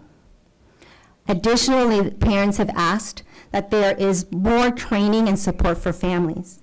So last year, special education provided multiple workshops at various sites that supported the needs identified by parents. And this year, there are 7 workshops that have been scheduled and that will be hosted at La Cumbre Elementary School. The topics include dyslexia, reading strategies, autism, and GLAD strategies, just to name a few. So I've shared with you a synopsis of various actions that we are taking as a district. I addressed the proposed DLAC recommendations, and we will continue to implement these actions. So at this point, I open it up for any clarifying questions or comments. Board, any questions, comments? Yes, Simone? Thank you. there's clearly a lot of work going into this. I appreciate all those involved in kind of identifying the next steps, and also the parents who have been involved in giving the recommendations. I have a question regarding the language access unit. I think that's something that I wanted to learn more about, and I just want to know the thought process on, it seems that for some elements of what we do, we really talk about building the capacity in-house, and some we don't. And so it sounds like a decision's been made not to extend the building of capacity in-house. And so I just wanted to know more about the thought process around why we are partnering with other agencies that provide some language access services to us, as opposed to continuing to build the capacity in-house. We are still building internal capacity. We still have community interpreter trainings scheduled for this year. And we still have partnerships with Just Communities to provide additional trainings to build internal capacity. What we're finding is that the volume of requests for translation has surpassed our internal capacity to be able to translate. So we have to look to our external partners to assist with translation of documents. So it sounds like this is kind of just an immediate kind of Band-Aid until we are able to catch up with the need. Okay. Exactly. And if some of the conversations that we're having are how can we provide more training throughout the year? But we have to remember that the individuals that are facilitating this training are the interpreters within our language access unit. So the community interpreter training is a 40-hour training. So we can either break it up for one day a week or have it all in 1 week or in the summer. But this means that 2 interpreters are no longer supporting with the interpretation and translation that are being requested throughout that week. So we have to find a balance, provide the training, build out the internal capacity of the bilingual staff that we have to provide that support. Great, thank you. And I mean, over the last 6 years, it's changed a lot. A lot over 6 years. I mean, just from my very first school board meeting to I think our expectations are high now, because we've seen a huge difference. Like, we didn't know that reality, I think, years ago, and so now we see it. And I'm actually excited that the schools are asking for more, because it really means more engagement. And it also, I mean, and we've seen, I think, that engagement at our school board meetings, in the community, just knowledge around what's happening. So I'm very much supportive of the expansion, because I think that while every once in a while we're like, whoa, there's a lot of people at this particular meeting, in the end, I think it's been in the best interest of the students. So I just want to acknowledge how much work has happened over 6 years, at least the 6 years, and it may be more, but definitely over the last 6 years that I've been on the school board. So thank you. Mr. Herr. Just a question. I know that a couple of years ago, or for the past few years, we had a student cadre of translators at back-to-school nights and parent meetings. But I understand that program no longer exists. Is that true? There's been a transition for the model of interpretation at our back-to-school night. So the interpreters are adult interpreters that are supporting the interpretation at each back-to-school night, and our bilingual students have a different role. They are bilingual ambassadors. They are sharing their experiences, clarifying anything for families, but the primary role of an interpreter is for the adults. And did we have enough of them this year for back-to-school? For the first attempt, we had a successful experience. There's still room for growth, and I think there's lessons to be learned from this first year. But I think, in my opinion, for the first time for us moving into an all-adult model, it was successful. But the students still are playing a role. Yes, the students have a very important role.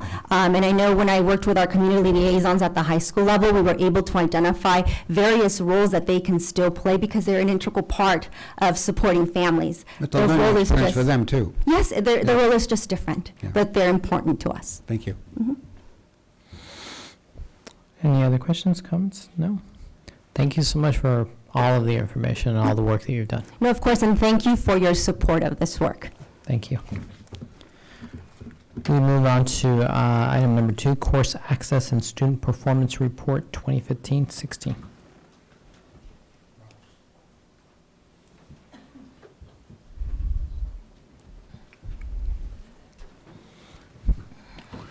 This report combines the LCAP reporting areas for pupil achievement and course access respectively with the final end of the year data for 2015-16 and mid-year data for 2016-17 as available. I'm going to invite Dr. Guillermo and Dr. Ramirez to assist in the presentation of this data. Some of this you've seen already. In the interest of time, the data you've seen around achievement is particularly the SBAC results. We're going to brush past those pretty quickly because you've seen those already. But the areas we have not covered, which you will spend more time on it.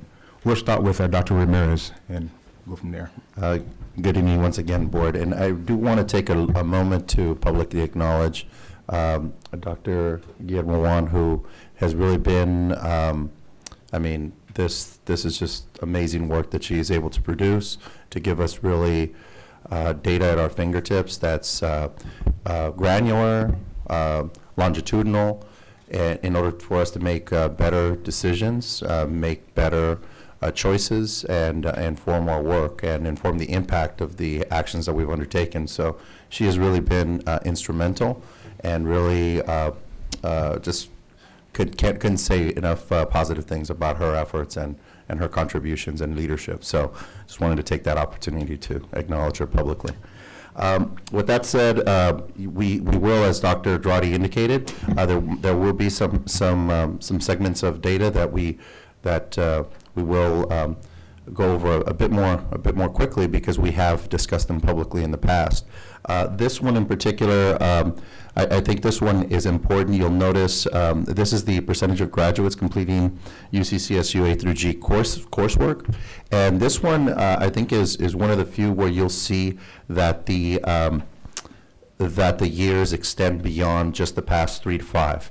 And it's critical that we look at this way for at least a couple of reasons. First is that when you date back to 2007-8, you can see the trend lines for every significant subgroup, every group in general, and all students are trending very favorably. The other reason for this is that these are really 4-year cycles. So even though we're looking at 14-15, that cohort of students is not a 14-15 alone cohort, if you will. That group really started as 9th graders 4 years prior. So it's important to recognize that this particular data point is critical because we really talk about opening up college pathways, and this is an important conduit to that. But I think this is a good opportunity to really acknowledge publicly that a lot of our efforts toward increasing access and opportunities for students, primarily students our demographically significant subgroups, has been really important, and yet we've still got a lot of room to grow. So I will.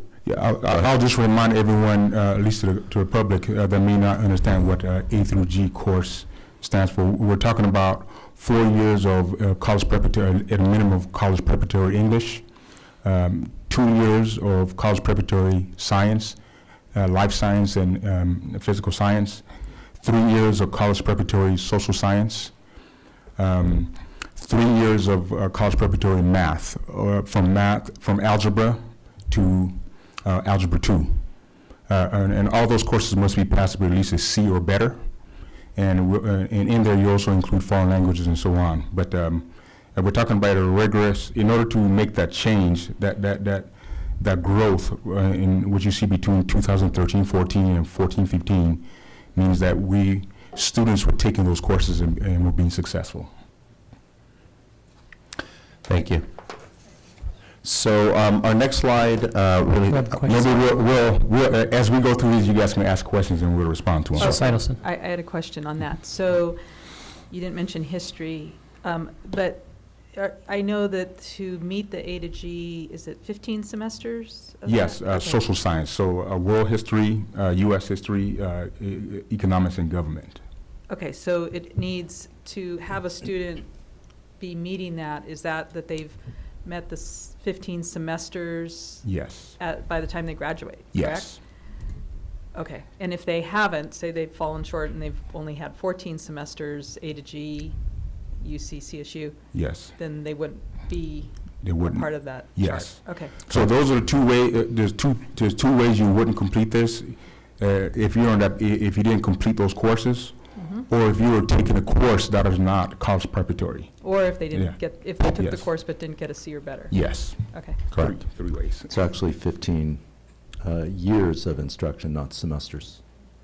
Okay. Yeah, it's So- you have to complete a full year course, and Right, you've so clicked say the junior high, they took Spanish 1, 2 in 7th grade, that would count into this? Yes. Okay.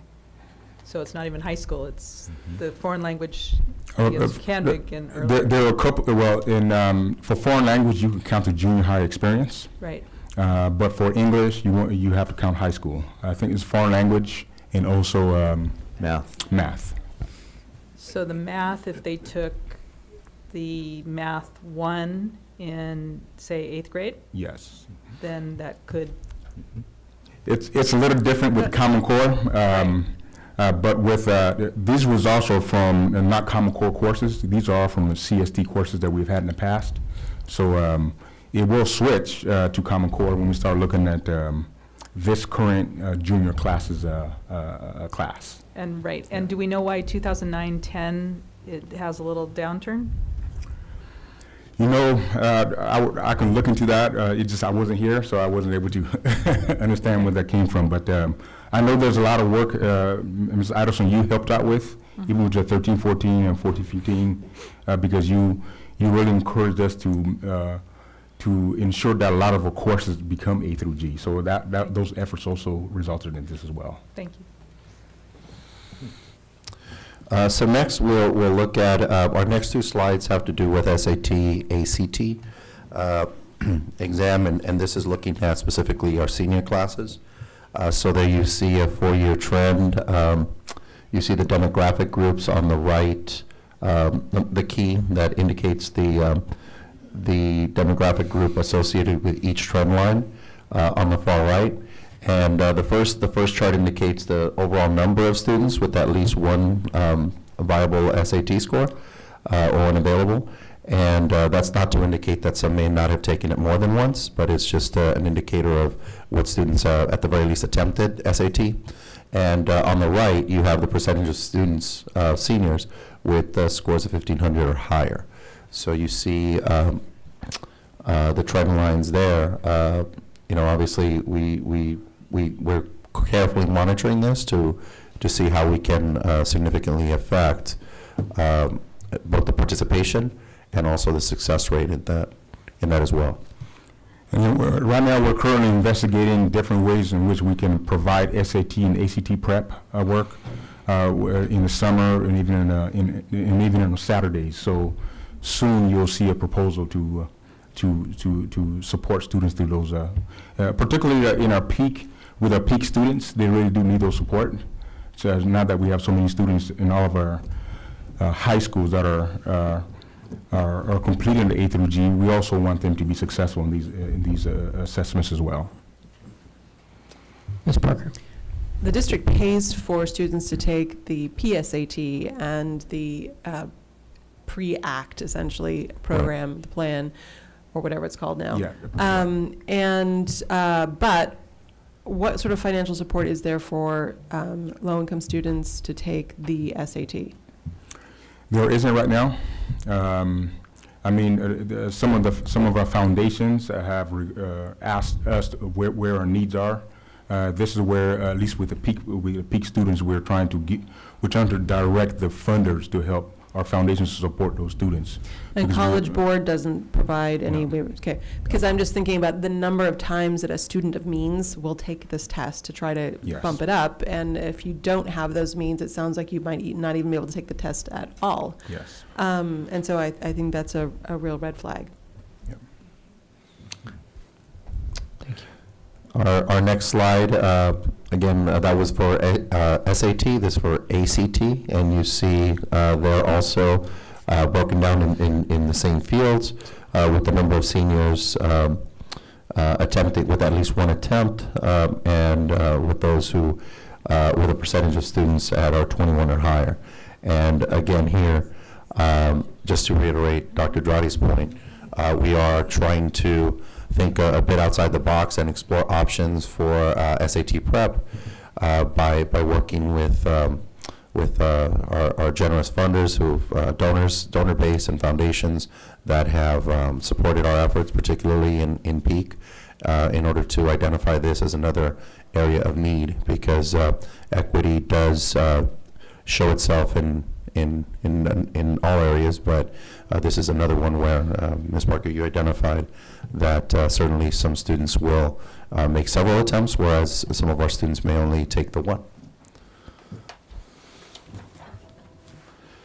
Moving forward, you've seen the CASP data. We've shared this in public before. So the next few slides really are, again, a reiteration of CASP in both ELA and math.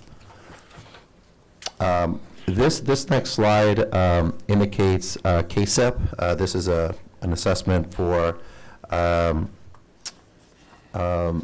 profile, I'm sorry, not an assessment, but for our incoming kindergarten students. And one thing that I will mention is that the number of students that we have currently, this is a preliminary number. We actually identified a number of students that are not reflected here, and we in the near future will have another item dedicated to early childhood education. So I'd like to be able to take a closer look at this when we have those numbers that are more accurate in terms of the total makeup of our kindergarten class. Yeah, it'd be interesting, like, especially for the top line of kids ready to go, why that number has gone from 50 to less than 40. Definitely. And one other component to this that we're trying to identify is trying to categorize our students coming from our own preschools versus those that have perhaps not even had a preschool experience in the past. So those two are, there are many ways to disaggregate this data as well, and that's definitely something that we're going to be looking for. But we at this point, we don't want to draw all the meaning into this, because we do have a subset of students that are not reflected in that 16-17 number. But we've identified them, we know exactly who they are, and we're trying to make sure we iron out the glitches that resulted in this number. So more to come very soon with a report that will be put out by Ms. Michelle Robertson.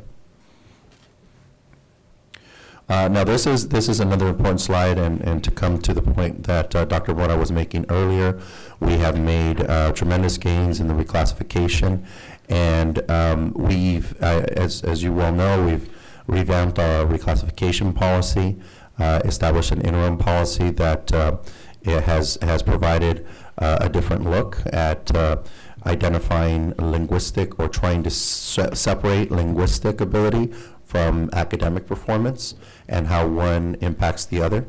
So this is data that we're very proud of, because one of the things that we do know is that historically language proficiency has unfortunately served as an obstacle or a barrier for many of our students to reach full access to the full complement of curricular options available to them, particularly at the secondary.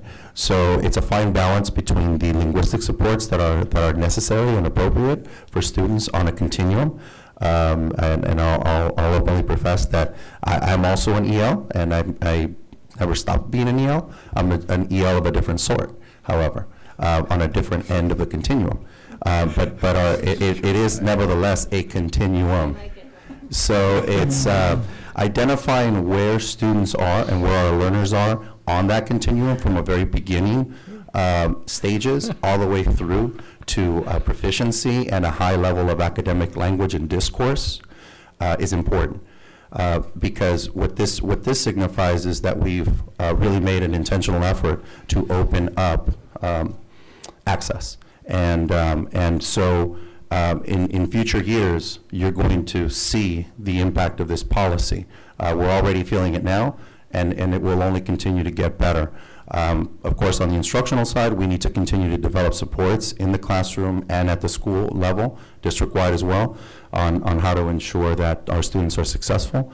But we've done a lot of good work, and we should be very proud of that trend line increasing. So I don't know if you happen to have any comments at this point.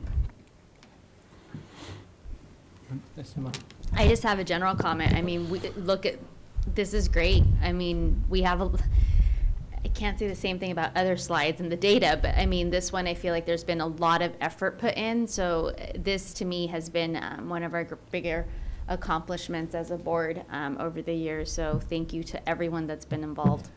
Yeah.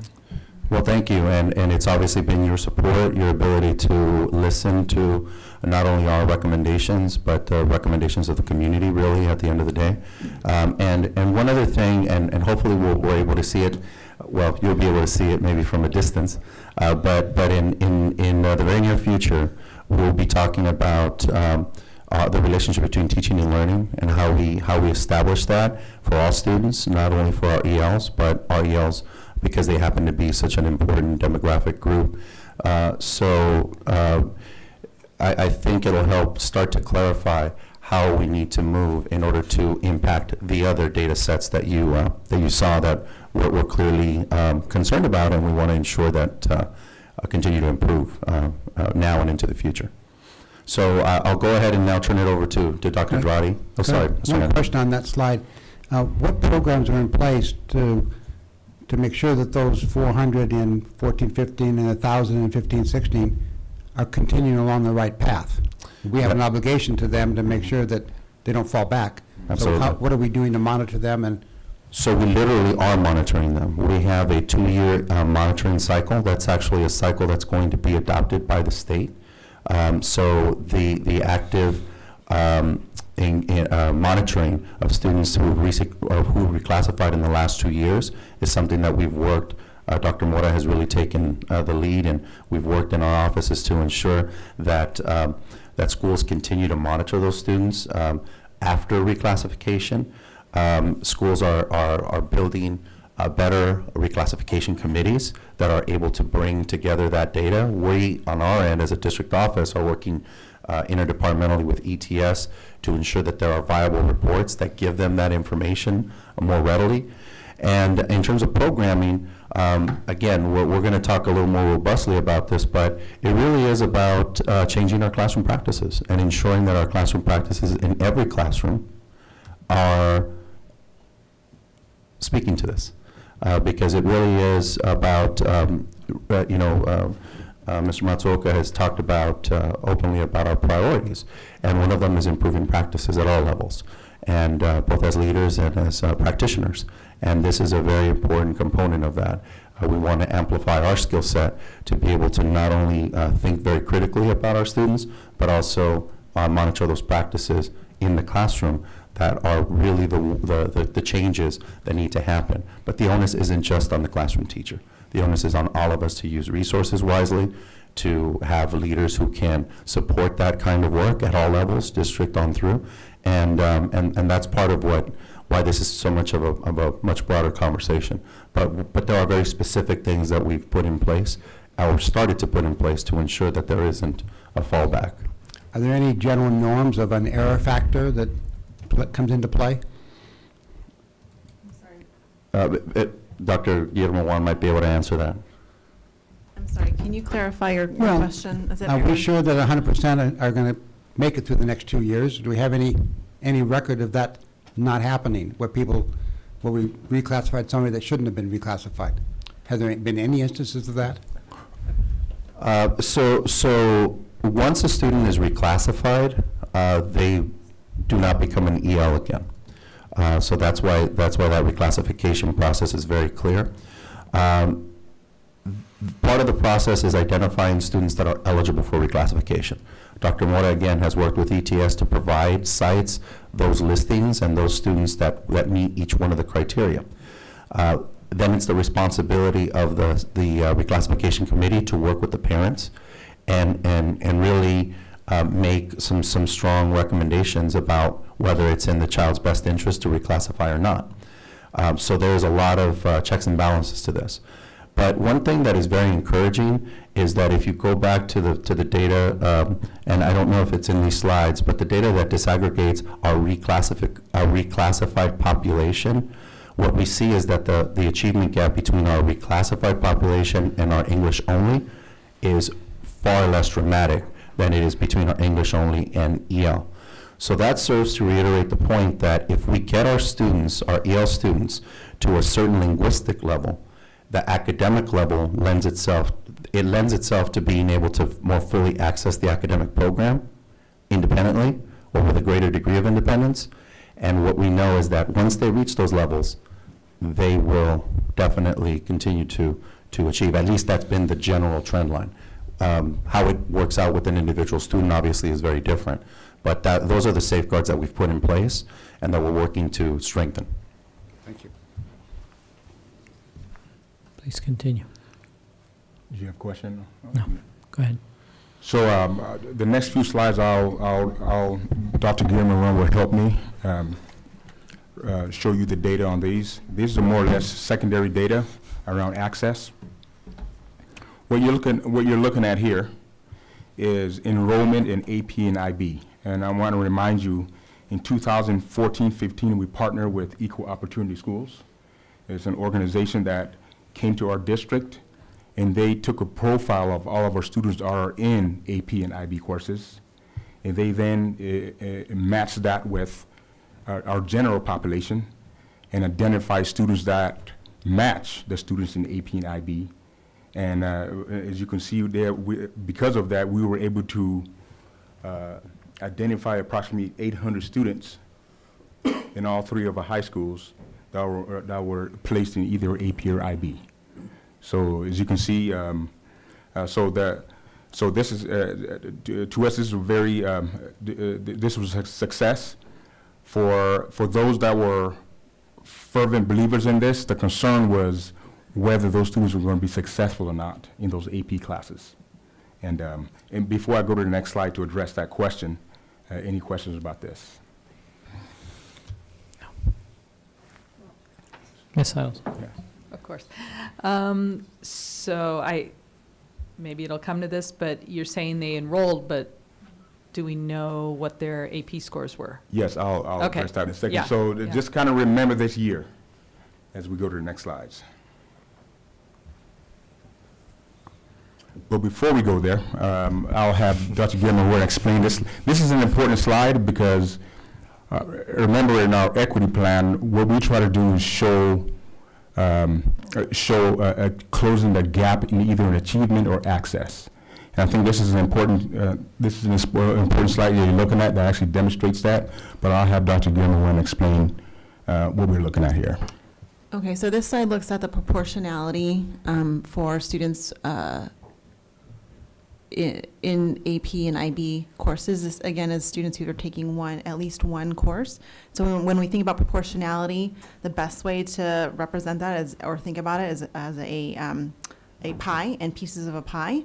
But if we were to do that visually, we'd have 20 slides just on this. And so the way that I've chosen to visually represent it is by having the percent of the subgroup in high school enrollment in the dotted lines, and then the corresponding percentage that the students make of that pie of that group of students who are taking at least one AP/IB course is a solid line. So let's take our Latino Hispanic students, for example. Those are the red squares. So we'll see that our Latino students are just above 50% of high school enrollment. And then we see with a solid red line a really great and steady increase in terms of the proportion of students taking at least one AP or IB course over the past 5 years. And so when we think about proportionality, what we want to see is we want to see the dotted lines and the straight line, the solid line, the dotted line and the solid line meet. And so when we look at that for our Latino Hispanic students, we're seeing that it's getting closer. So that would be a really positive takeaway here. Same thing for our socioeconomically disadvantaged students. So I want to be clear here, a lot of sometimes, when you look, let's look at this, the students that are white, you'll notice there's a decline here. Somebody may assume that the white students are not taking AP and IB, or there's a declining there, where, in fact, if you remember the previous slide, there was actually an increase. This line just says that although there's an increase, there are more students of color in these AP and IB classes. So the two line, so the proportion of white students would decrease because of that. I wanted to make sure that's clear because I didn't want anybody confusing that out there in the public.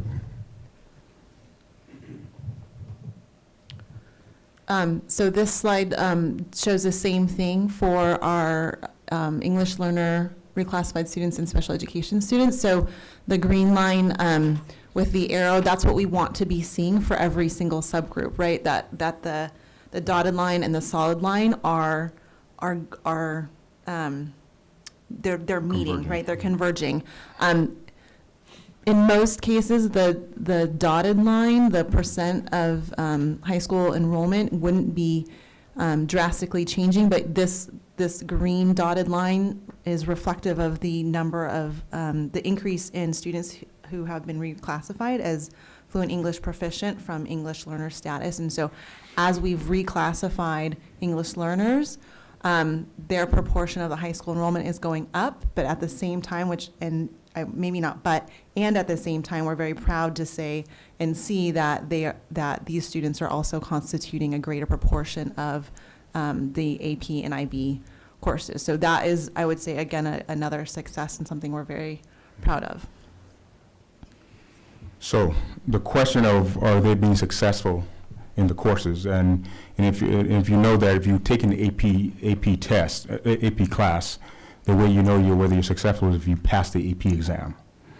If you look at the data here to the left, you'll see that this is the number of students taking at least one AP exam, and you'll notice there's a sharp increase between 14-15 and 15-16, and this is the year that we partnered with Equal Opportunity Schools. As you can see, the students did take the AP exam. There was an increase in that, in all the different subgroups. This to me is probably the most impressive here. When we did this, when we partnered with Equal Opportunity Schools, there was a lot of concern out there amongst our teachers, administrators, and people that were really questioning the decision. The thought process was that the test scores were going to drop drastically, because the belief was that although those kids matched the students that are within the system already, they still didn't really believe that it could happen, that they thought that the test scores were going to drop. Obviously, the special ed is non-existent up there. Any comments on that? We have a lot of work to do in there. So I know I'm sure there'll be more future conversations around that, but I think before we even consider, with special ed, before we even consider AP and honors courses, we have to really pay attention to what's going on in college prep with the special education students. But more to come on that. So what you see here is that between 14-15 and 15-16, I want to remind everyone we had 800 more students in those courses, and what you see here is there wasn't a decline. It stayed steady, it held steady with all the different subgroups. So this is with more students taking those AP courses and more of them taking the AP exam. So that really, this is a cause to celebrate, because this is what we're going to use to shift the culture, to get people to understand that equal opportunities was right. Those kids did belong in those AP and IB courses. So I think it would be a shame if we revert backwards knowing this information. And in fact, one of our high schools grew from 66% pass rate to 70% pass rate. So it just demonstrates that it can happen, but like I said, we have to continue to take advantage of it and then continue to work. Any questions around this before I go on to next one? Over here, this is our, It is an option whether they report the exam results to the high school, is that, or to the district, is that correct? On the AP? To colleges, they have the Oh, okay, option. but the high school gets it But automatically? Yeah. we always get their score. You do, okay, so this is, you're getting all of them? all of them, yeah. Okay.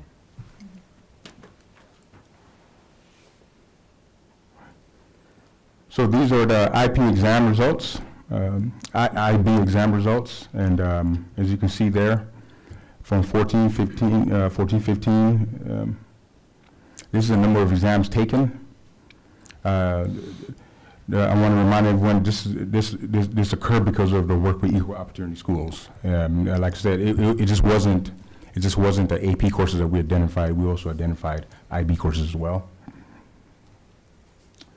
On to the next slide there to the right is basically the pass rate for IB, and a slight dip, but nothing drastic what people would have assumed would have happened. So like I said, I would still consider that a success because a lot of students were served in the IB program that wouldn't have never normally been served.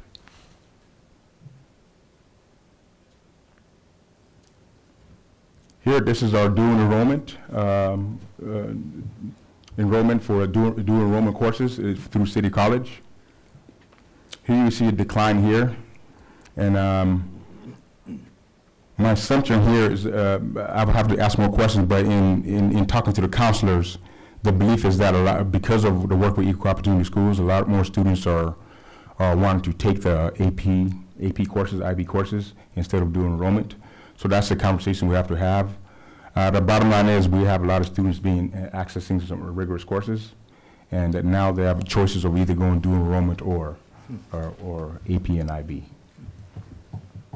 Can I make a comment also? Yes. It's also important to note that we're looking, the preliminary results for 16-17, we're looking at what students' planned courses are for the spring semester.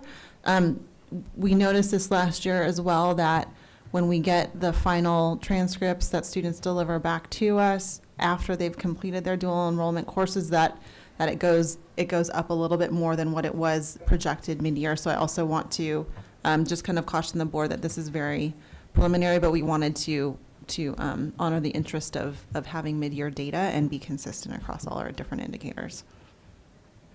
I have a question. Yes. I have a question about this one. I thought that the freshman seminar was considered dual enrollment, so I guess I'm looking at the English learner special ed lines that are at 0, and I guess I expected them to be a little bit higher, but am I mistaken that is not a course that they take, or because it's at 0? My understanding is that it is, but I can go back and double check how we're coding all of the courses for this particular indicator. I don't know where it is. I mean, it may be such few numbers that are in 9th grade, but since those are student numbers, I wouldn't expect that they would be at 0 if indeed every freshman, including freshmen who may be identified as special ed and English learners, are taking the freshman seminar. But I could be wrong, but. We'll have to go back and look at how we counted freshman seminar as a part of this. Okay. Brian, you want to jump in here? Yeah, that's a good question.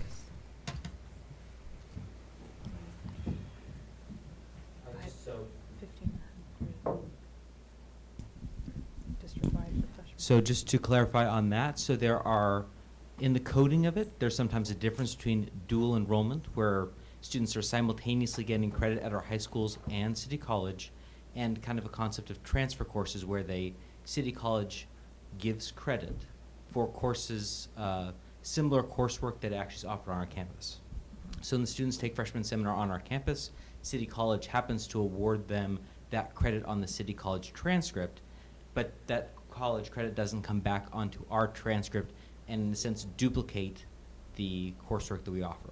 I know it's kind of a complex thing, but in that way it's not counted as dual enrollment on our transcript in the same way as taking other courses that are directly the City College curriculum on our campus. So That's new to me.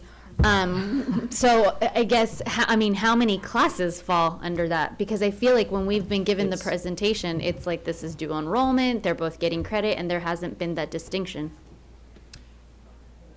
That we can. Yep. Yeah. I'm thinking what Mr. Ross was discussing is the definition he uses that in English class that is reciprocated by the English class between Santa Barbara Unified and City College are one and the same. We don't have a freshman seminar class in 2 courses. It's just one course that's taken at City College. Is that accurate? Yes, that's correct.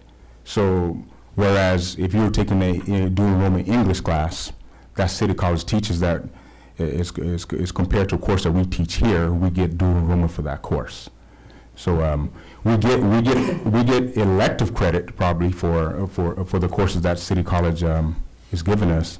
But I think is that the definition you were? Yeah, I apologize. It's complicated because otherwise you'd see like the entire freshman class of all the high schools counted in these numbers because they would all be taking a freshman seminar or that equivalent.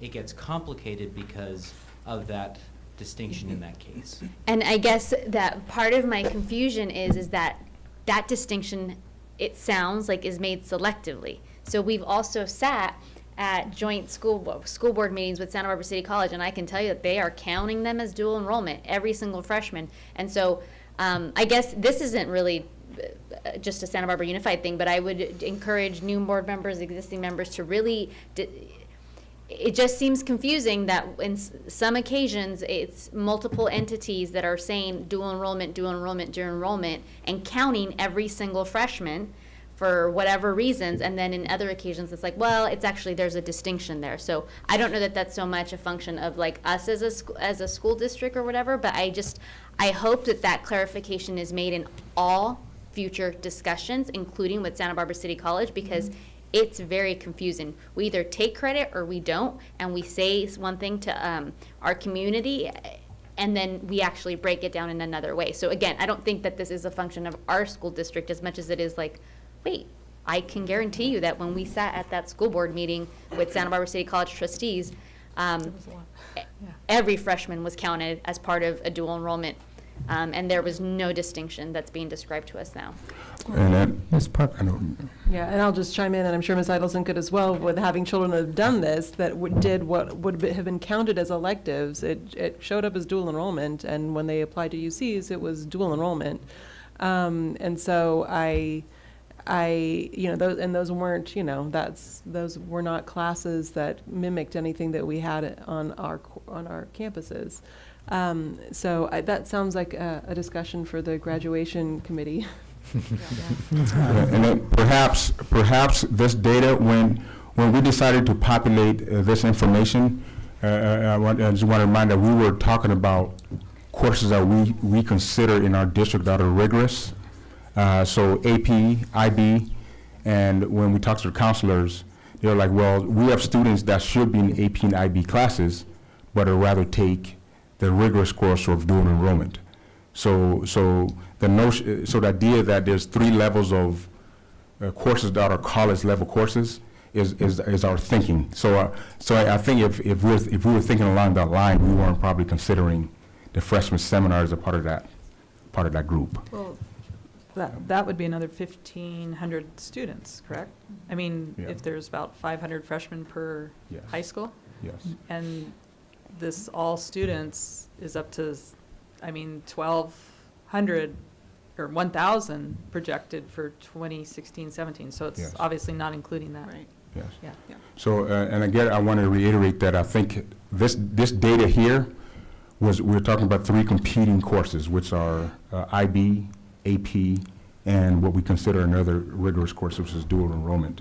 Mr. Herron and then Ms. Parker. I just have to remind, it's 9:45, Yeah. and we've got more things on the agenda. We're keeping you here Yeah. till midnight for old time's sake, Mr. Harris.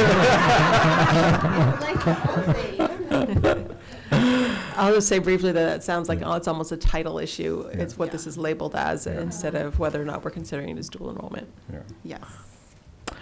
All right. Now that we've killed this one, can we move on to the next one? Maybe we'll go fast through it. I don't know if we need to explain this. This goes back to what Dr. Guillermo Moran was talking about in I don't terms of think you need showing proportionality. So let me see if there's anything. Yeah, this is more information, and this has to do with now enrollment and honors. Remember, we have college prep courses. No, we have college prep courses, we have honors courses and AP and IB, and dual enrollment. So this is just shows where we are in terms of honors. And the same data about proportionality. And we decided to include the GPA of 3.0 or higher as a part of the data that we look at for achievement, and you see the trend line there. Pretty flat. And that's it. I'll leave it at that and see if you guys, if you have any other questions. Any other questions? Thank you. That's a lot of work, I know. Thank you. We will move on to item number 3, presentation and discussion of modular building construction for the Las Flores preschool building replacement project. As Mr. Hedyunk walks up to the podium, this is a topic that's not only solving the Las Flores preschool need, and I've walked the perimeter of that property. It's a very small property, but important facility. But it's also what we believe is an important test drive of using modular construction as part of our bond program. It has great potential to save some money, but more importantly, deliver buildings very fast. So we'll explain this project, and he's brought some materials from a company. And we're open to testing the Gen 7 model, but there's other modular approaches. So it's really a double topic, and so it's Las Flores specifically, but big picture is modular. Thank you, Dr. Matsuoka. Mr. Matsuoka, excuse me, board members. In discussions with staff and Dr. Ramirez and Michelle Robertson about what we can do with Las Flores, first of all, I think everybody realizes the buildings are beyond economical repair, especially now that we've had a flood and they need to be demolished and moved off. We're looking at different models of how we can get a building there in an expedited manner, and we talked about modular construction. And so purpose tonight is to enter into a discussion about modular construction to see if the board thinks it may be a viable alternative that they may like to try at Las Flores. And if so, we would come back at the next meeting with a proposal for you. But I'm here to answer any questions that you may have about modular construction. Gen 7 is only one company that does modular construction. There are numerous ones. Most of them do have buildings available on a piggyback bid.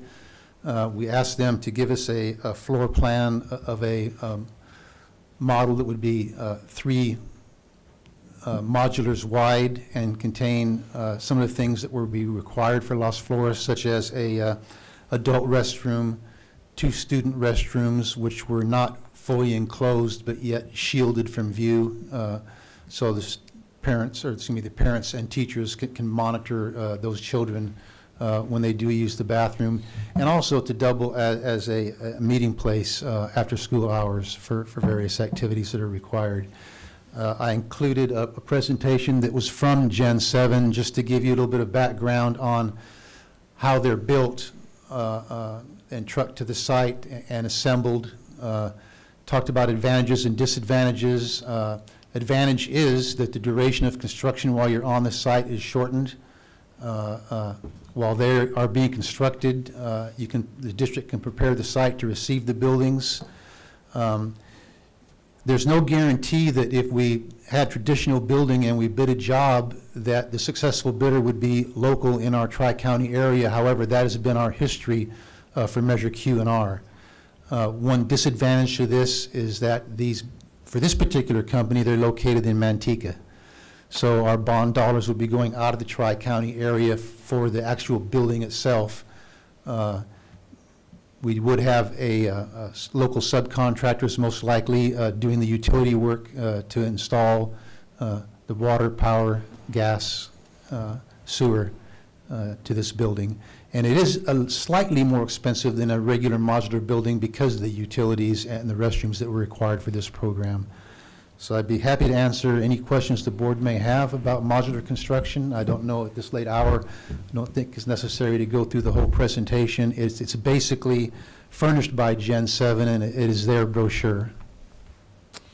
Any questions, comments? Yes, Ms. Parker. Just that I personally think that, this could be part of a package of what we do on our campuses. I mean, certainly what you provided looked really good. I think that in terms of Las Flores in particular, we haven't heard about any specific plans for reopening Las Flores, and so I think I would want that to be part of any discussion about putting some classrooms there. So I want to be sure that those are tied together. Thanks. No other questions? Well, Dr. Ramirez will just offer a comment about that. Yeah, so this conversation is, it really stems to, dates back to the spring. We had a number of community meetings with the parents that were, and the families that were displaced when we had to move forward with really closing down for sanitary reasons, closing down that site. It's in their number one concern was whether a preschool would return to that location, to which we said that we had every intention of doing so, because not only because of their wishes, but because of the need. And there is need, I can tell you, for the reopening of a preschool facility in that location, and as well as serving to mitigate some of the travel time and loss of opportunity that the families in that neighborhood have for connecting with their school, Monroe. So it offers a very unique opportunity. We could certainly give you more information about that, especially as we prepare for an early childhood report. Okay, thank you. Okay. We'll move on to item number 4, Santa Barbara Unified School District Multi-Year Projection Spreadsheet Model. So at the end of the dais, there's a spreadsheet paper version that's headed your way. And let's see, I need a copy too.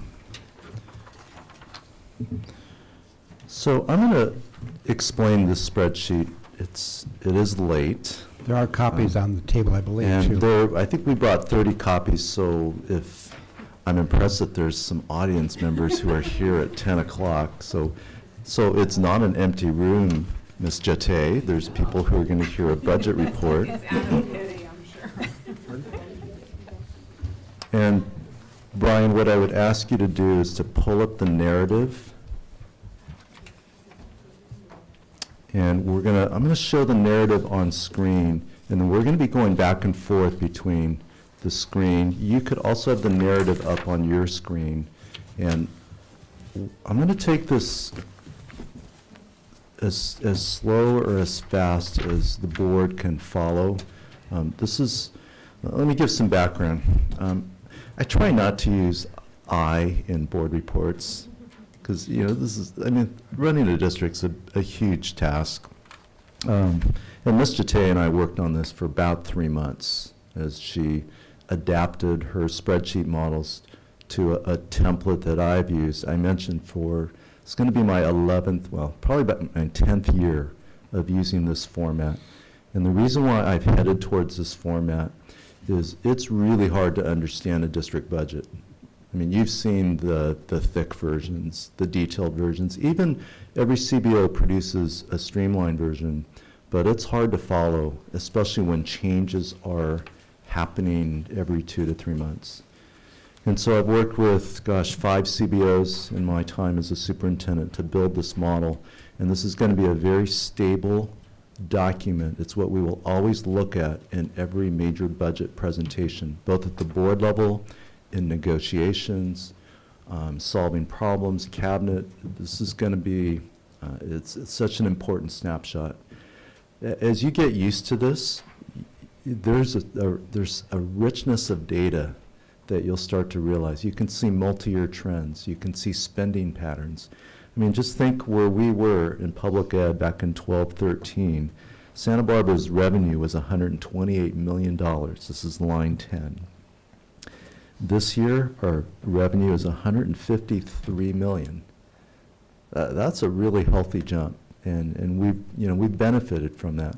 Those kinds of big picture trends are fascinating to see. You can see the expenditures on personnel as it grows over the years. So what this will become is a really important communication tool, and your eyes are gonna go to a certain line every time you see this, and it's literally the bottom line. And it's designed that way, and I actually like the way Meg worked on this, because what that bottom line is, line 33, is that is our cash available above the 3% minimum reserve that we're required as a school district. And that is a composite of two numbers, our general fund reserves above 3%, and then the special reserve fund 17. So it's really line 25 plus line 32 gives you line 33. Now, the 3% reserve, you can never go below that number. We're just not allowed to by law. If you ever go below that, you're in trouble.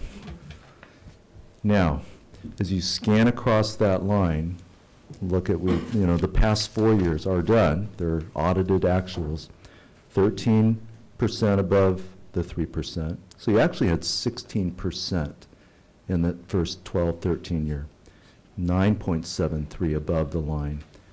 Pretty stable, 9%. Last year, the district finished 8% above that 3% barrier. We are projected now in this year to finish June 30th at 5.9% above that number. And now we see some challenges. So that challenge in 17-18, we dropped down to 1% above the 3% line. That's, in my opinion, that's too low. And then there's a little bit of a bounce back, 2.38.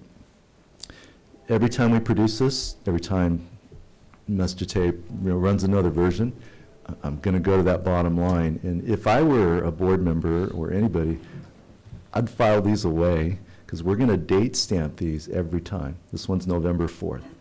So the next one you'll get, whenever it is, December or January, you literally can see the story unfolding. Like I save these electronically, and I always go back. So, okay, how's it getting better or worse? What changed? And over time, you can see the district's financial condition either get better or worse. It's really helpful. So now I'm just going to walk you through, this is literally line by line. I've learned to add lines to the spreadsheet, because when I say, okay, the line that says like other local and other sources, like, well, that's too hard to find. I'm not going to read through every line. Some of them are self-explanatory. Oh,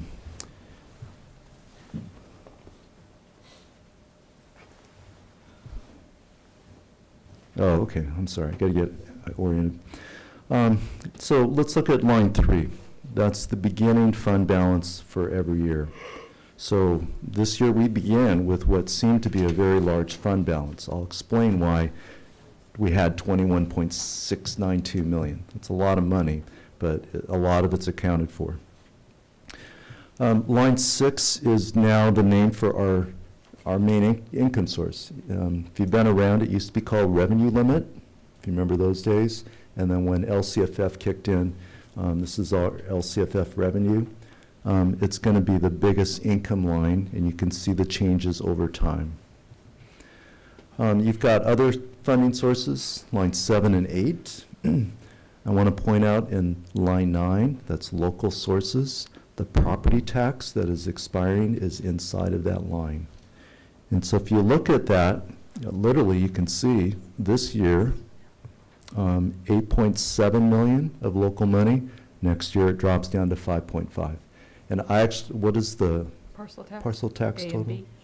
What's the total in millions? 3.2. So 3.2 million. So it shows in that drop-off in line 9. And then Brian, if you'll scroll down. I think line 10 is just important to just have the big picture. That's our total revenue as it's changed over the years. Now, what Mr. Tay has done is taken the current projections from the state as far as what's going to happen with revenue. I haven't had a chance to ask her. Prop 55 passage was built into this assumption. If Prop 55 hadn't passed, this would have been a really... No, it's the other way around. Oh, good. It's the other way around. Wait. So when we did this, Prop 55 had not passed. So it does not include, but what you'll read in my first interim narrative, that will either increase a COLA, possibly, or fend off a recession. So they're checking it. So there's a potential financial benefit from the passage of Prop 55 in the next iteration of this. That's good, because we got some work to do with that. In what year would that show up? The Prop 30 expires in 1819, so then Prop 55 starts up in 1920. So it's not 2019 and 2020. So it's not tomorrow. No, it's not tomorrow. So it actually won't make a difference for the 17, 18. And 18, 19. And 18, no. 19. So that is, in a sense, it's But built in. their COLAs, they may give us a bigger cost of living adjustment because they know that Prop 55 passed. Yeah, but that's an unknown. This was a conservative, as if it doesn't pass, are their COLA projections. Line 12 is our biggest line share of costs. We'll explain that our step-in column is embedded in those numbers for future years, and also any increases in the STRS and PERS contribution on our part. So that's all captured. Let me try and speed up here. So let me go to line 17, because this one needs some explanation. So line 17 is, it's either net income or improvements in your cash position, or loss, meaning we're spending more money that year than we took in income. And of course, you're always concerned when you see parentheses, and this one actually, in some versions, will print parentheses in red. Make sure you understand that. We want to make sure that you understand and that the public understands that there are reasons for those negative parentheses. And I'll give you a couple examples. We received from the federal government some money towards teacher, what was that? The teacher improvement? Teacher effectiveness grant, which Santa Barbara Unified placed it into extending the work year. So this year we had 2 more PD days, and then the next year 3 more PD days. So the money was received last fiscal year. You carry it forward, and now that income already got recorded. So it shows up as a new expense. And so it changes your cash flow. We're spending it in a future year. And so that's part of why this year's got a negative $5 million, and next year's got a negative $11 million. Well, of course, there's a lot more going on with those numbers. But those are examples. Another big one is instructional materials. We've been saving up money towards instructional materials. We just keep moving it forward. This year, we will finally start buying, hopefully, math materials, and then next year, other materials. So anytime you move those expenses forward, it's going to make those net income losses, it's going to shift it towards the loss side. It's important to understand that, because I don't want the board thinking, oh my gosh, we're overspending by huge amounts. It's actually deferred spending. Now, we do have some overextensions of our income versus expenses, and we need to talk about that. So then you get down towards the bottom. We're always going to show line 20 and 21 as what's our restricted fund balance that we carry over, and we don't count that towards the 3% reserve, because that's money that, that's restricted. we really need to figure out what's unrestricted money to be as our reserve. And then a lot of the math down below is computing all of the reserves above the 3% line. And so you've got the general fund reserve, and then you've got the, we call it the special reserve here. And so it all comes down to the bottom line down below. That's a picture of our financial status. So let me pause. A lot of information. Any questions? Ms. Limon? I don't necessarily have a question. I think this is really user-friendly. I mean, believe it or not, this is really user-friendly. And so I want to commend you to both on presenting this. I happen to be in Sacramento a couple times in the last 10 days. And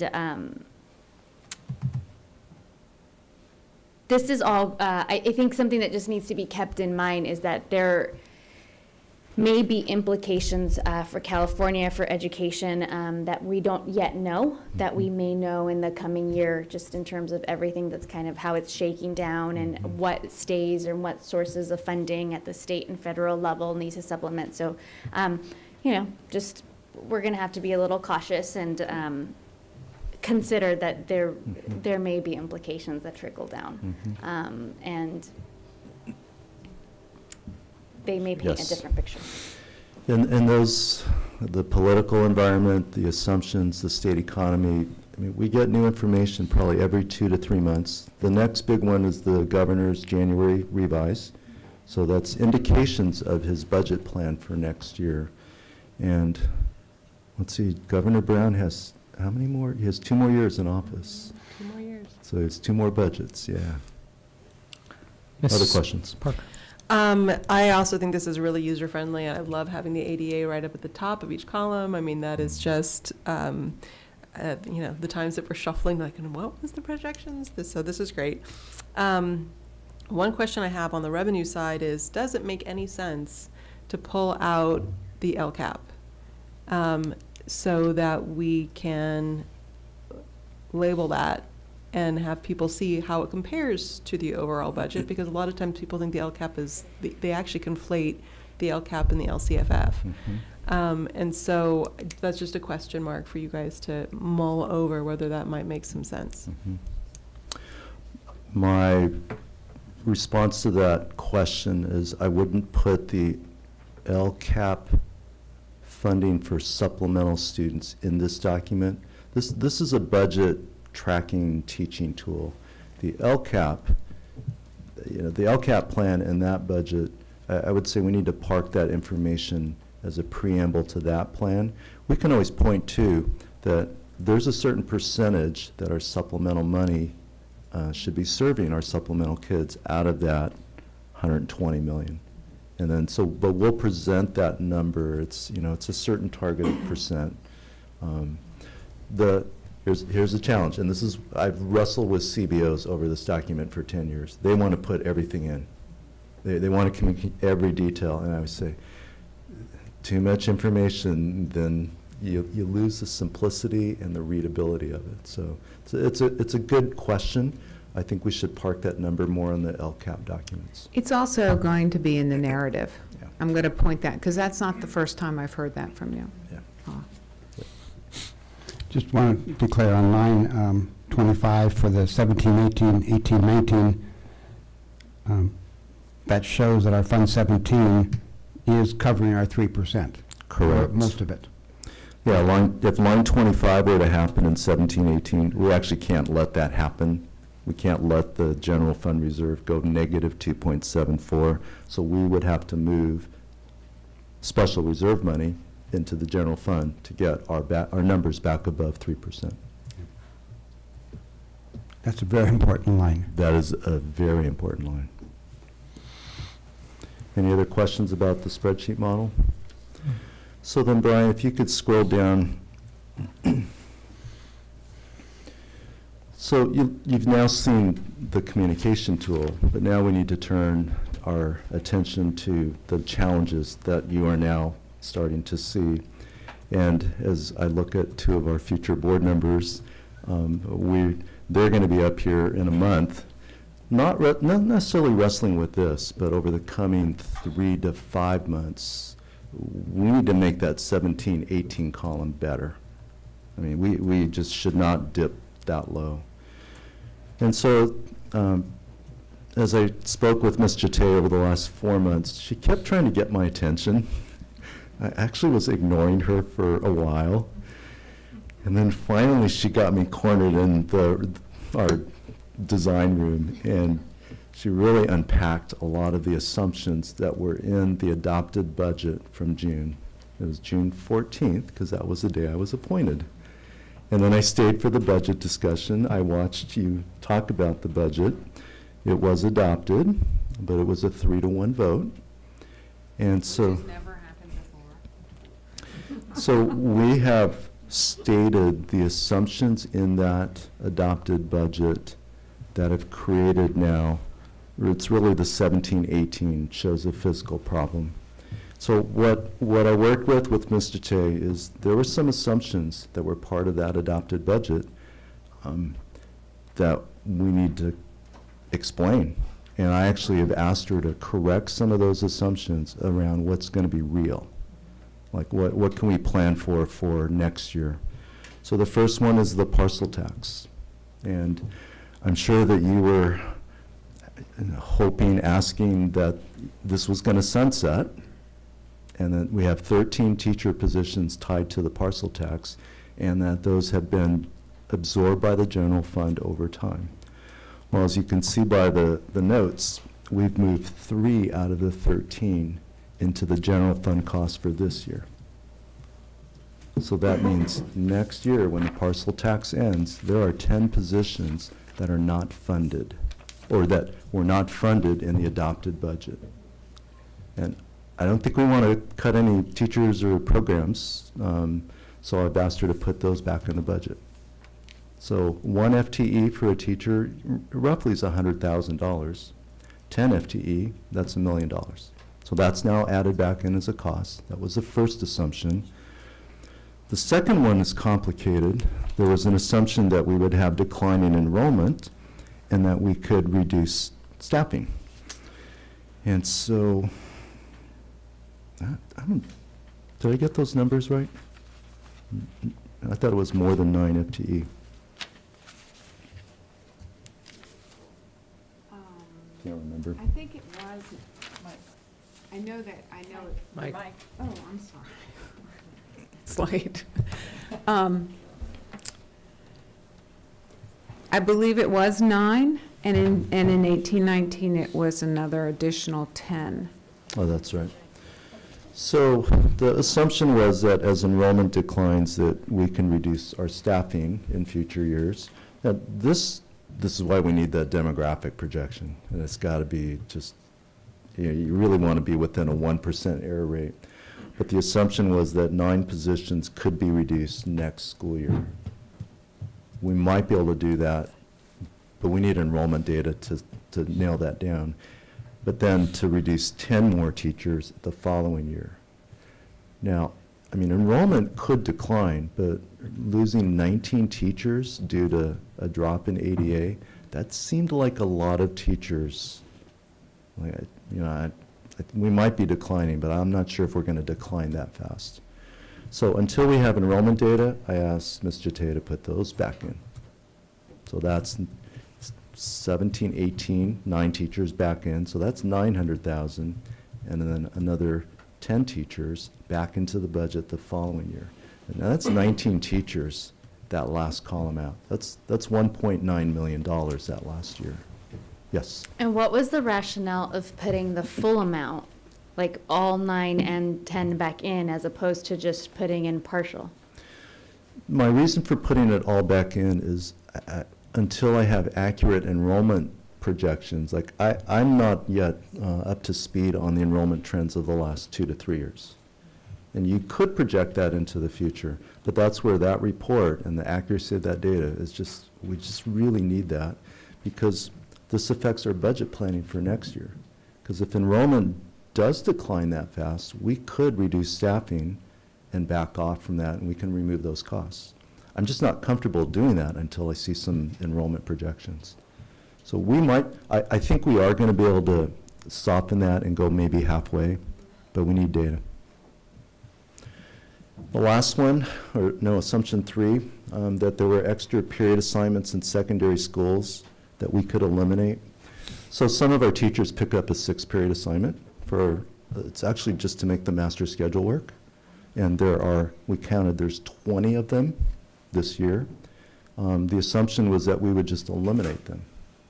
Well, you can't eliminate a section that you need if it's filling a math section because we have kids to teach. You can't just because the teacher is teaching 6 periods doesn't mean you can just take that 6th period and eliminate it. I mean, there's staffing needs. So I asked her to put those back in the, those have to stick because those are kids taking classes. The last one is that there was an assumption that we could reduce our special ed staffing by 5 FTE in the 17-18 school year. Maybe, maybe not. I mean, based on the listening that I've been doing around special education, I'm not ready to move forward with that recommendation. We need to understand our needs and what our staffing requirements are. We might be able to find some efficiencies, but that seemed like a premature assumption given all that we've heard around special education. Now you start adding up all those FTEs, I think it was, that's where the number 28 is in my mind. You add it all up, it's 28 FTE in the 17-18 school year that were taken out of the adopted budget. I've temporarily moved them back in. But that's $2.8 million. And then the next year, 18-19, it was 38. Now, not 38 more, but 28 to 38, so 10 more staff. You put all that back in, it changes our financial picture. Now, we're presenting this as a snapshot in time. This will get better, but it's going to take a lot of analysis by staff to look at what do we need in terms of staffing, what's the enrollment trends. And so the next time we look at this, it'll be a sharper picture. But the other thing I need to say at this point, this assumes no salary increases for this year.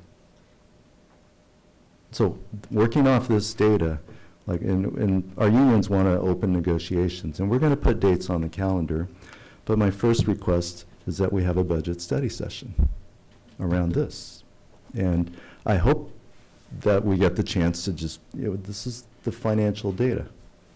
And I will offer to any union group, any leader, any negotiator, if you want to understand the 100-page spreadsheet behind this, we will have Ms. Jate ready to meet, because people have to trust the data. Now, this snapshot, it's a really clean way to understand it, but if you have questions about what's behind it, just ask. For the board, for our unions, anybody, just ask, and she will make herself available.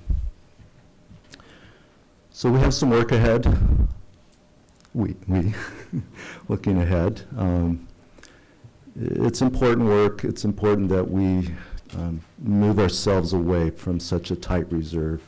I think our staffing numbers will get better, but we also have to be careful about the next recession when it comes. And I'm actually surprised it hasn't hit yet.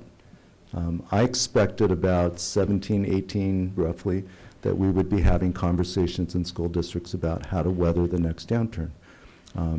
It's been delayed. I'm not sure when it's going to hit, but it's a matter of time. And you want to make sure that you have healthy reserves going into a recession, because I've been through that, and I was fortunate we had district reserves and we got to land, I would say roughly, but we got to land. If we didn't have reserves, you land too fast.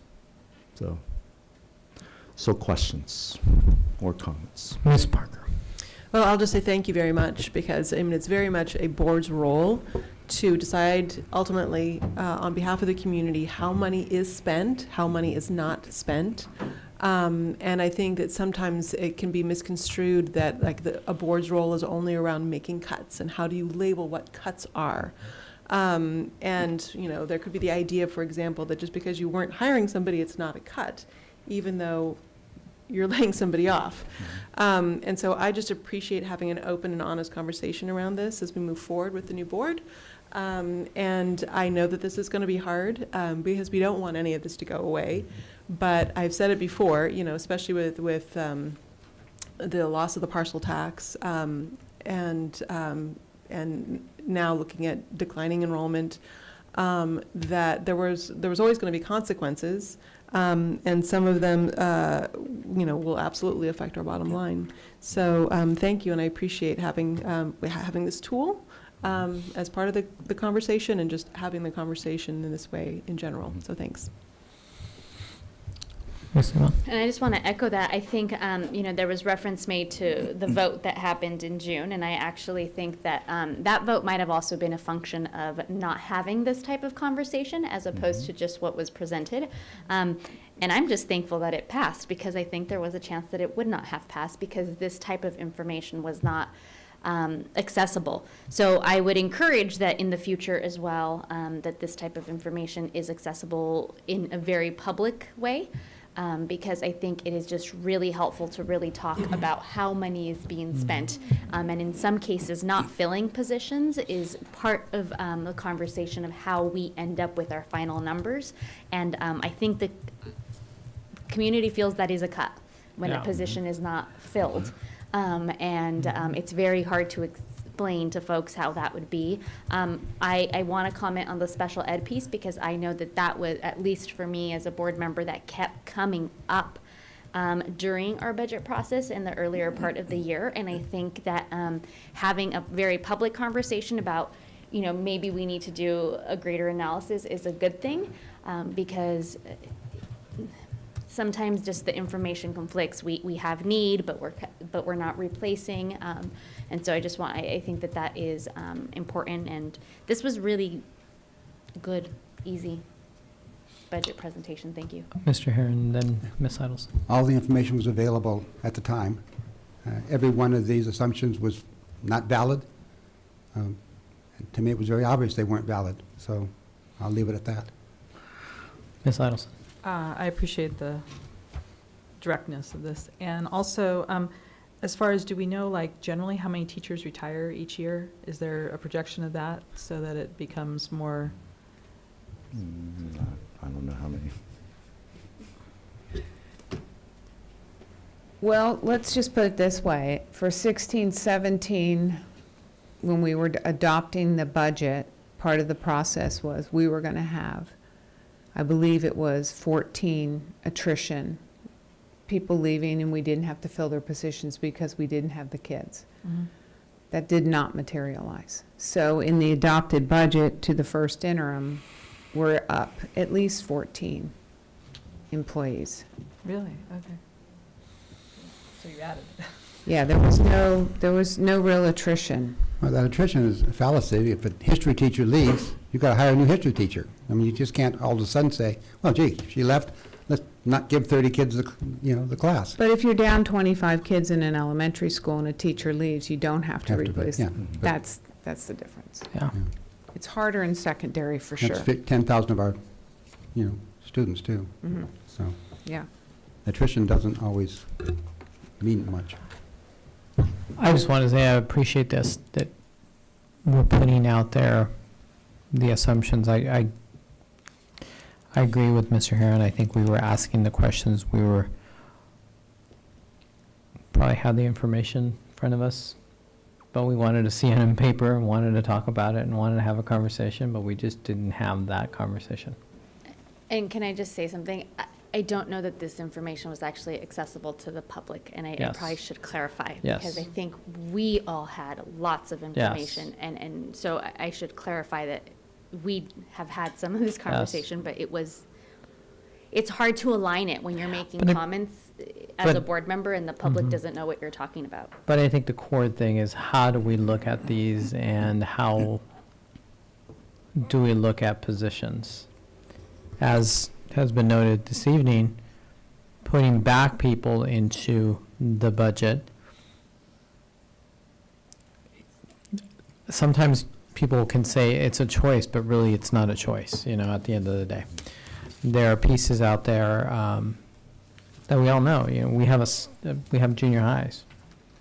Do any of us imagine not having art, music, or foreign language at our junior highs? Is that really a choice? I would say no, that's not really a choice. And I don't think our community would find that to be a choice. And it would be a challenging choice to make. So I think in that regard, I feel like, yeah, we could be told it's a choice, but it wasn't really a choice at that moment in time. But I do appreciate this document quite a bit, and I think the future board is going to benefit from having this information at hand a lot more than we are, because we're seeing it. 4 of us will not see it again. Yeah, it's a great document, the way we've been going through it, you have to, you look at one page that says, gee, we've got a 16% reserve. Yeah. 2 pages later, hey, it's down to 3%. Yeah. And you have to ask questions, why? Yeah. But it's a harder thing. This is black and white right in front of you. Exactly. There's no twisting pages or going page to page, or go back to page 140 in the document versus page 19. This is a visual way of showing it very clearly. This is slapping you in the face without saying, excuse me. And I just want to publicly correct what I said. It was, this information was available to the public. It just wasn't in this format that made it easier to understand. And so I just want to, I just need to clarify that it's not that this is only the board had this. It's just that, as Mr. Herron said, it's harder to understand for the public when you have a 200-page document when it comes to you in session. So for the record, this was available for the public. It just wasn't in such a clear format for the public to understand. It's just doing what we need to do, which is being transparent to the public, and I think that's the really important piece. Thank you. I think we are into our last item, which is transforming our schools for the 21st century. I'm going to go down to the... Be my guest.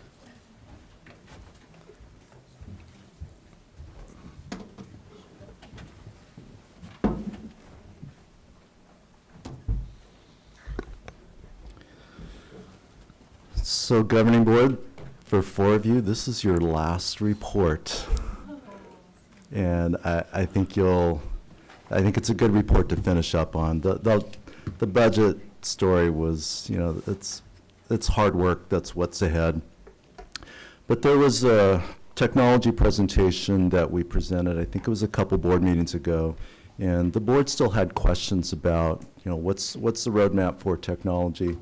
And so I promised you a report before 3 or now 4 of you left. So this is going to go big picture. It's really a vision about 21st century education. And then we will come back to your questions around a technology roadmap.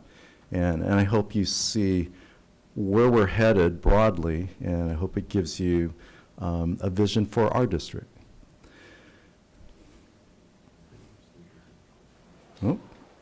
Okay, now it's working. I actually read through all of my slide decks and all of my narratives from the last 5 years of my work, and I've pieced together, honestly, sections of my last 4 years of thinking about, so what should teaching and learning look like? This was a slide I literally wrote with Sharpie pens on a piece of white paper because I'm not a graphic artist, but I just needed to explain this. So I wrote it out. I think I took a picture of it, and it's in a PowerPoint. But it shows that we've been through different stages in human history. So we were an agrarian society for thousands of years until about 1850, roughly, is when the Industrial Revolution kicked in. And then we were in that phase, I would say, for about 140-ish years. Now, the industrial phase was about assembly lines. It's about making things. It's sequential manufacturing. And it's also, we learned how to apply time in a very systematic way. And it's worked beautifully. But we've moved way past an industrial society. We are now an information age. And I made my own estimate. It happened about 1990, give or take 5 years. Because I just thought back, when did I first start using a computer myself? I think my first computer was an Apple IIe in 1984. Remember putting the floppy disks in? For some of us, that was a long time ago. That was a breakthrough. I did my grades on, I think, AppleWorks, the spreadsheet. At that time, it was fantastic. So now, 1990 was 26 years ago. That's a long time that we've been in the information age. So what's happened? I change this slide almost every time because I just think of what's happening currently. So what do we have today? Our access to information is just fundamentally different. I mean, you could ask Siri a question right now on your phone. You could ask Google. Heck, now they're selling those devices you can put around your house. What's Alexa is one, and then there's several. The Amazon Echo. I mean, and so you can have them all over your house, and you could just start asking the web a question. You could buy things. Look where our world is headed. You can control your lights. You can control your lights pretty soon. In fact, Todd's got something on his desk that he's so excited to play with because he can control things in his house. The other shift that's happened, and this is really in the last, I think, 5 to 8 years, our lives have become so much more personalized because of technology. You'll see an example. And now we can use time differently. And these are all going to be shown in examples of how it's impacting and benefiting education. So access to information. So this is a picture of my old Prius. At that time, it was fairly new. A light bulb burned out in my Prius. And I went to the owner's manual and said, okay, I need to change a light bulb. I mean, usually changing the light bulb in your front car is pretty easy. You just reach in there, you twist it, pop a new one in. And that's what the owner's manual said. It actually is false advertising. It's not true. You can't get to the headlight bulb in this Prius. And so I went to the Toyota dealer. I said, okay, I need you to replace my light bulb. It says, okay, that'll be, I think it was $380 to replace the one light bulb. I said, what? You got to be kidding me. So I go home, I Googled, how do you replace the light bulb in a 2006 Prius? I go to WikiHow. This guy had documented the 34 steps to do this. And so I said, all right, I'm going to do this. So it took me, 4 hours, but gosh darn it, I did it. The moral of the story is Toyota was controlling that information. They didn't put it in the owner's manual. Not that you could if it's 34 steps. So somebody on the web posted it. It was free. The information was free, and I had access to it. But I had to buy the light bulb. It was $180 for the light bulb. And I said, heck, if I'm doing this again, so I bought 2 of them, replaced both of them. And what was fun about it, there was a class action lawsuit against Toyota, and they had to pay everybody who had their light bulbs replaced. So I got a check for $360. So it cost me 0. Just 5 hours at a time. Nice. Here's an image of flying on an airline. Some of us who are of a certain era, remember when they started showing movies on airplanes? But you could only watch the movie that the airplane picked because everybody saw the same screen. And then this is a picture of a wide-body jet today. And I was flying back from Spain last summer, and there was this moment I was looking down the aisle. Everybody was on a different screen. I mean, there were 100 people. Some people were watching a movie, some were watching sports, some were, it was off. You didn't have to have that screen in front of you. I thought there's personalization at 35,000 feet. This is a really fun story. This is Sal Khan, and you've probably all heard of Khan Academy. He's become a professional friend. I've spent a lot of time with him. The story of how Khan Academy got started, he was tutoring his cousin. So I just found a picture of a kid. That's probably not his cousin. And he was tutoring her at the kitchen table over summer vacation. And then he had to go back home, and the cousin said, Uncle Sal, that was really helpful. Can you tutor me, over the phone or something? So he takes out YouTube. He videotapes himself, audio tapes. He's writing the notes on the screen, and he puts it up on YouTube, and so the cousin continues learning. Now that exploded into Khan Academy.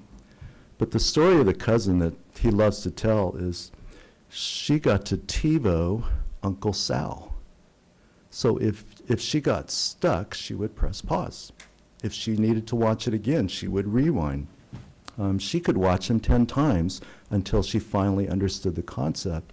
And it dawned on him that he was now giving control of time to the learner. Because who controls time in a classroom? It's the adult, it's the teacher, because we've got a schedule to compete. It really transformed his thinking about teaching and learning, and that's what's emerging around classroom instruction. A 21st century classroom should give control of time to students, but that's a huge shift. I mean, talk to any teacher, myself included, it's hard to give up that control. By the way, we now have the word TiVo in our vocabulary. We now call it DVR. DVRs are great because you can shift when you watch something. So here's the assumptions about the old model, that one size fits all. The second one is, that's what we assume, but it's so not true, that all students come to school equally prepared to learn, that the teacher must teach and deliver all content, and that the student's a passive receiver or learner of information. And that's a lot of our classrooms, students taking notes, students sitting. I found this old picture. It's black and white. It's a picture of education in the 1950s. Although sometimes I think we walk in classrooms in 2016 and we still see those same student desks. They're all facing the same way. And I don't know if our kids would be smiling as much. And also, the demographics of that picture are very different than our schools today. Because schools were built on a factory model. The early schools were designed by Carnegie, Ford, and they said factories work for building cars that must work for educating kids. So by the way, the high school credit is called a Carnegie unit. 15 hours of seat time, you get 1 credit. 150 hours, 10 credits. And look at today, we still have that construct of how we grant credits. So I love this image. Like, that's what our schools look like. Students on a conveyor belt. And we educate them in batches. They're called grades. First grade, second grade, 9th grade. So what would the future look like? What would a 20th century educational model have? It needs to differentiate instruction for every student. And that's, I would say, without technology, that's impossible to do. I tried with paper-based systems. It's too hard. We need to create an environment where students are more in control of time, and even the place where they learn. The role of the teacher should shift to coaching, to mentoring, to troubleshooting when a student gets stuck. I mean, that's the magical part of teaching, when you can figure out what's the barrier, fix the barrier, and they just take off again.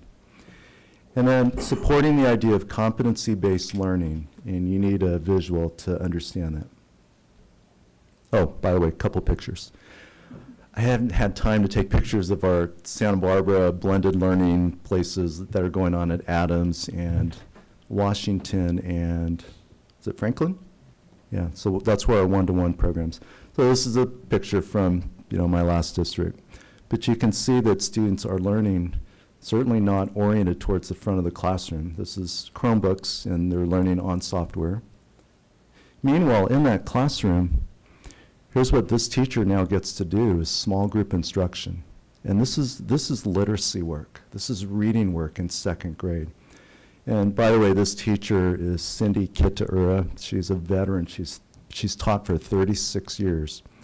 And for her to change her way of teaching over 1 year she was scared to death. And then afterwards she just said, the teaching's never been better for me because I have so many different tools. So this is a very interesting slide. Let me unpack this one.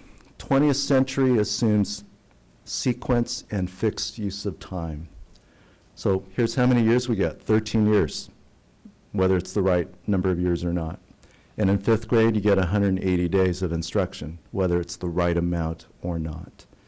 And here's the assumptions, that time is fixed, time's constant, and learning is variable. But learning being variable, that's not good, because some students don't actually learn all the 5th grade content. But in June, what do? Sorry, you're moving on to 6th grade, whether you've learned all of your 5th grade content. And that has a cumulative effect over elementary years. So if you don't master reading in 1st and 2nd grade, we still move you along. And then with each successive year, they fall further and further behind.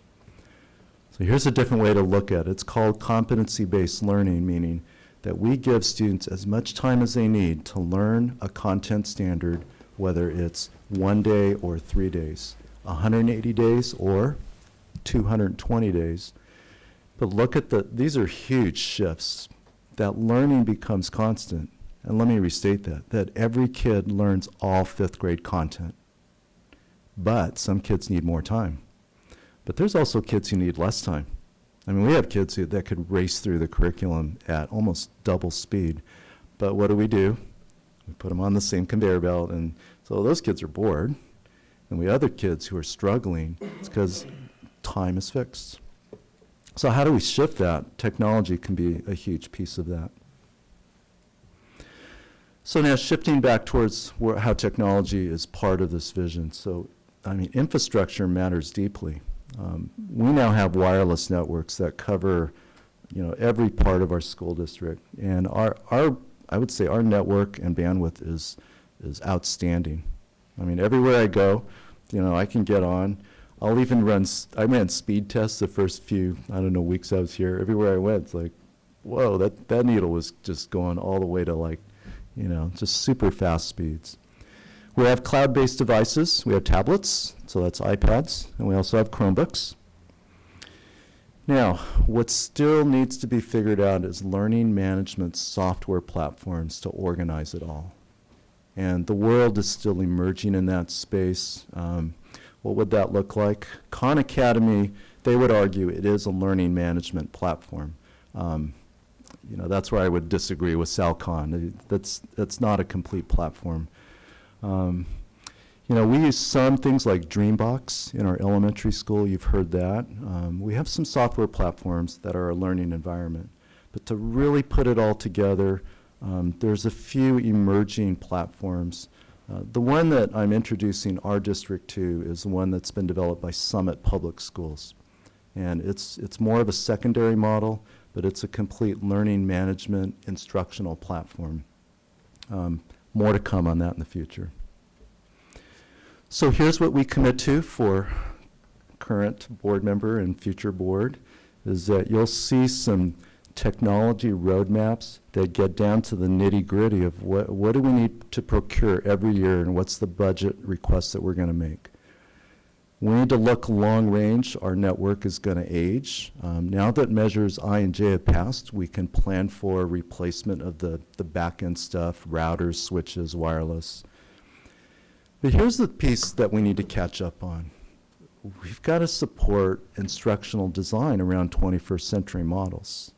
As I've listened, and we've talked about this in cabinet, I've talked with Todd probably 3 or 4 times, if you lead with devices, you get a certain outcome. But if you really want to change outcomes for all kids, you've got to design the model.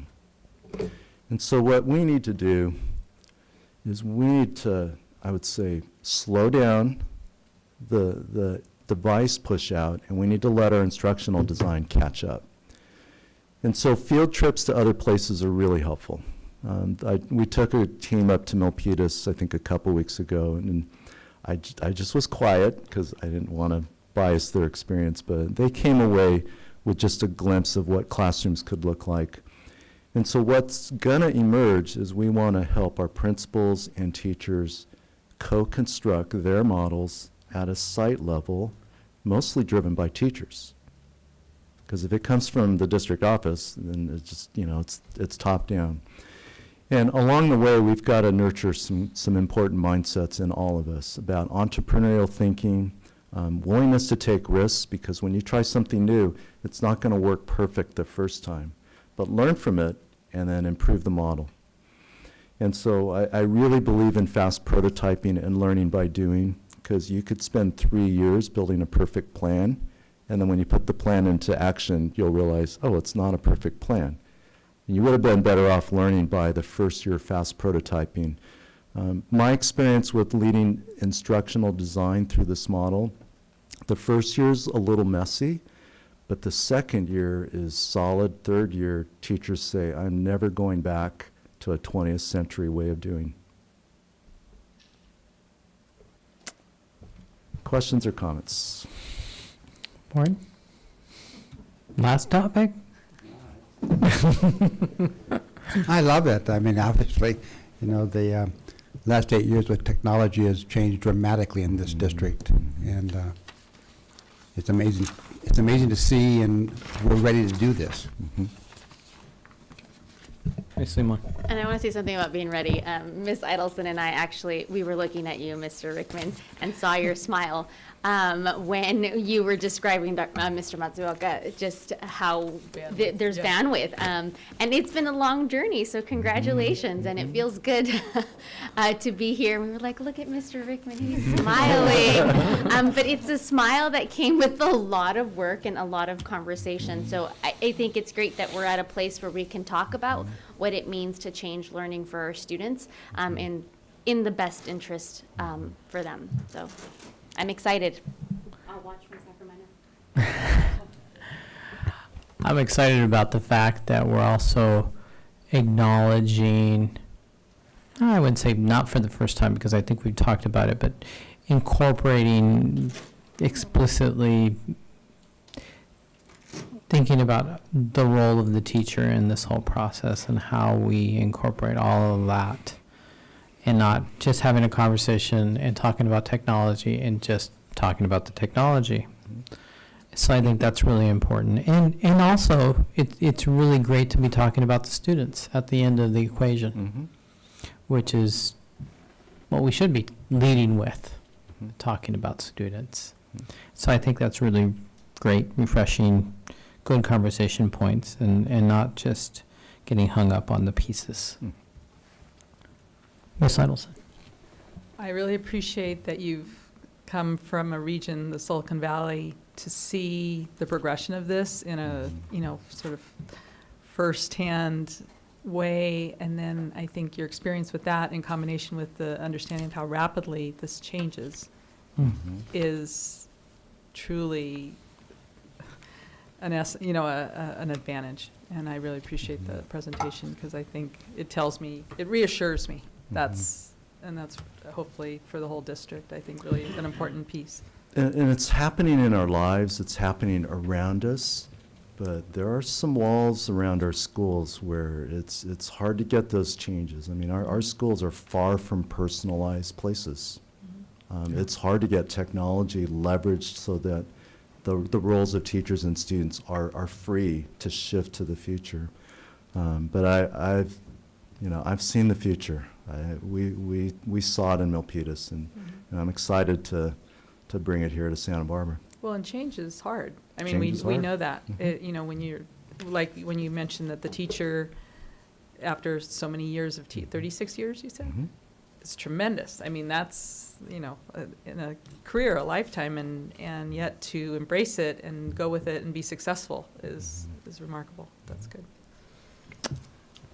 I'll just comment, attached to the agenda is a very thorough document you've written about transforming our schools for the 21st century. So it's in the agenda as a background paper. It's the type of thing that historically I would say, to make it easier to find in board briefs, just so it's there, much easier for the public to find. And it's the kind of document that I think sets the stage for where we're going, but it's very detailed, and I appreciate that very much, because it's all the background you just talked about, but it's fleshed out a lot more too. So I appreciate that. And there are some nuts and bolts about, how do we transition from the one-to-one program. We just talked about this last week. We need to continue to support those one-to-one programs, because when you start something, you can't just cut it off. but we also have to get ready for a much broader implementation across all schools. So we'll have to do some thinking and messaging around that, but we talked it through, and as I understand how that program's designed, we've got to continue to support those 3 schools as they implement, because those teachers have made, great progress with their models. So we need to support that. No last comments, thoughts? If not, that was the last item. Yes, Mr. Herron? Go ahead, the last item. No, that's it. Pardon? This. A future event. Oh, yeah. We won't be meeting again, but December 2nd is Special Education Day, honoring our special educators. So I hope that a message goes out to our special educators that they are special, and we would honor them on December 2nd. Ms. Simon? So I'm starting to choke up because I'm minutes away from closing this chapter. But I also want to recognize that I'm not, the 4 of us are not the only ones that are closing this chapter. Dr. Drotti, this is your last meeting with us, and I want to congratulate you, but I also want to thank you for everything that you've done. You have built trust. You've been the heart of the cultural proficiency movement in our district.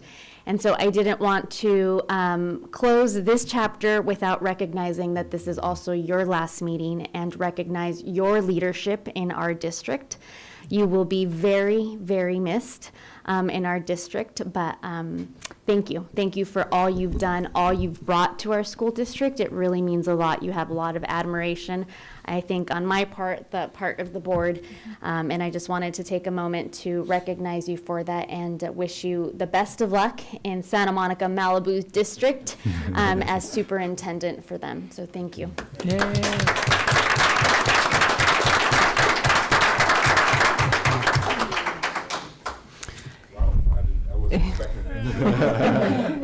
I'm personally going to miss you, seeing you in the morning and having a friendly face to see, and missing having some good lunches and good conversations about work. We'll miss you. Thank you. And Dr. Paz? Yes. I know we have a list of future agenda items. Yes, I hope we you do. pass on to the new board members, and they can look at it and decide why we're so stupid. And they may not want to know those things. So Ms. Parker has a copy. I do, yes. I just want to say that beyond, this is the final meeting of this board, but obviously it's also the final meeting of you being our board president. Yes. And I want to say thank you so much. You've done a great job all year. You're in the middle of it. It's so much extra work, and it's such a relief when it's over. So you're going to have a double enjoyment and extra relaxing time when you're through. So, but thank you for everything. You just did a great job. Thank you. Actually, this is our longest meeting. I want to mention one coming event and a couple of things for the new board to consider. So I know that December 10th is also the Milpas holiday parade. It's been a tradition of the board and district staff to participate in that. So I hope that happens again on December 10th. And I know we have several of our schools as well that participate. It's fun. You get to ride a bike. Yeah. And then as far as future agenda items, I'm just going to suggest for the new board to consider 2 things for the December agenda. One, I've been serving as the CSBA delegate for our region for the last 2 years, and I am hoping that this board will consider nominating Luz Reyes Martin from the Goleta Union School District to that role. I think it's important that we continue to have some representation from South County. And the second suggestion for the December meeting is, in light of all that's happened and our students really being vocal in the last couple weeks, I hope that this board, the new board, will consider moving forward a resolution just reaffirming our position to be supportive of our students and families, no matter their backgrounds. I think, I'm seeing, our teachers, parents nod their heads. I think it's also, we all play a role in that. And I just think that doing it in a formal capacity, very similar as to, you formally putting out a statement, would mean a lot to the community right now. And so I hope that folks will consider moving forward a resolution to just reaffirm what it means for us to be leaders in education and in our community. And then for future agenda, I hope that this board considers the possible implications of Prop 58 passing. So that's the bilingual education, multilingual education initiative. And currently we have Adelante Charter School as our only dual immersion option. And so what this did is this really opened up to saying any traditional school can now consider doing this. And we've seen the popularity and the interest from our community to learn more than one language. And so I just hope that this, at some point, there's a conversation. Are there any of our traditional schools that are interested in something like this model? What would that look like? What would the timeline be? I think that this just opened up some opportunities for a school to consider. So they're just suggestions. I won't be on the board, but I thought I'd mention them. Can you also, in your new job, make sure we're going to get rid of the reserve cap? I know I'll be getting text messages and emails. Got it. All right. Thank you. That's it. We're adjourned.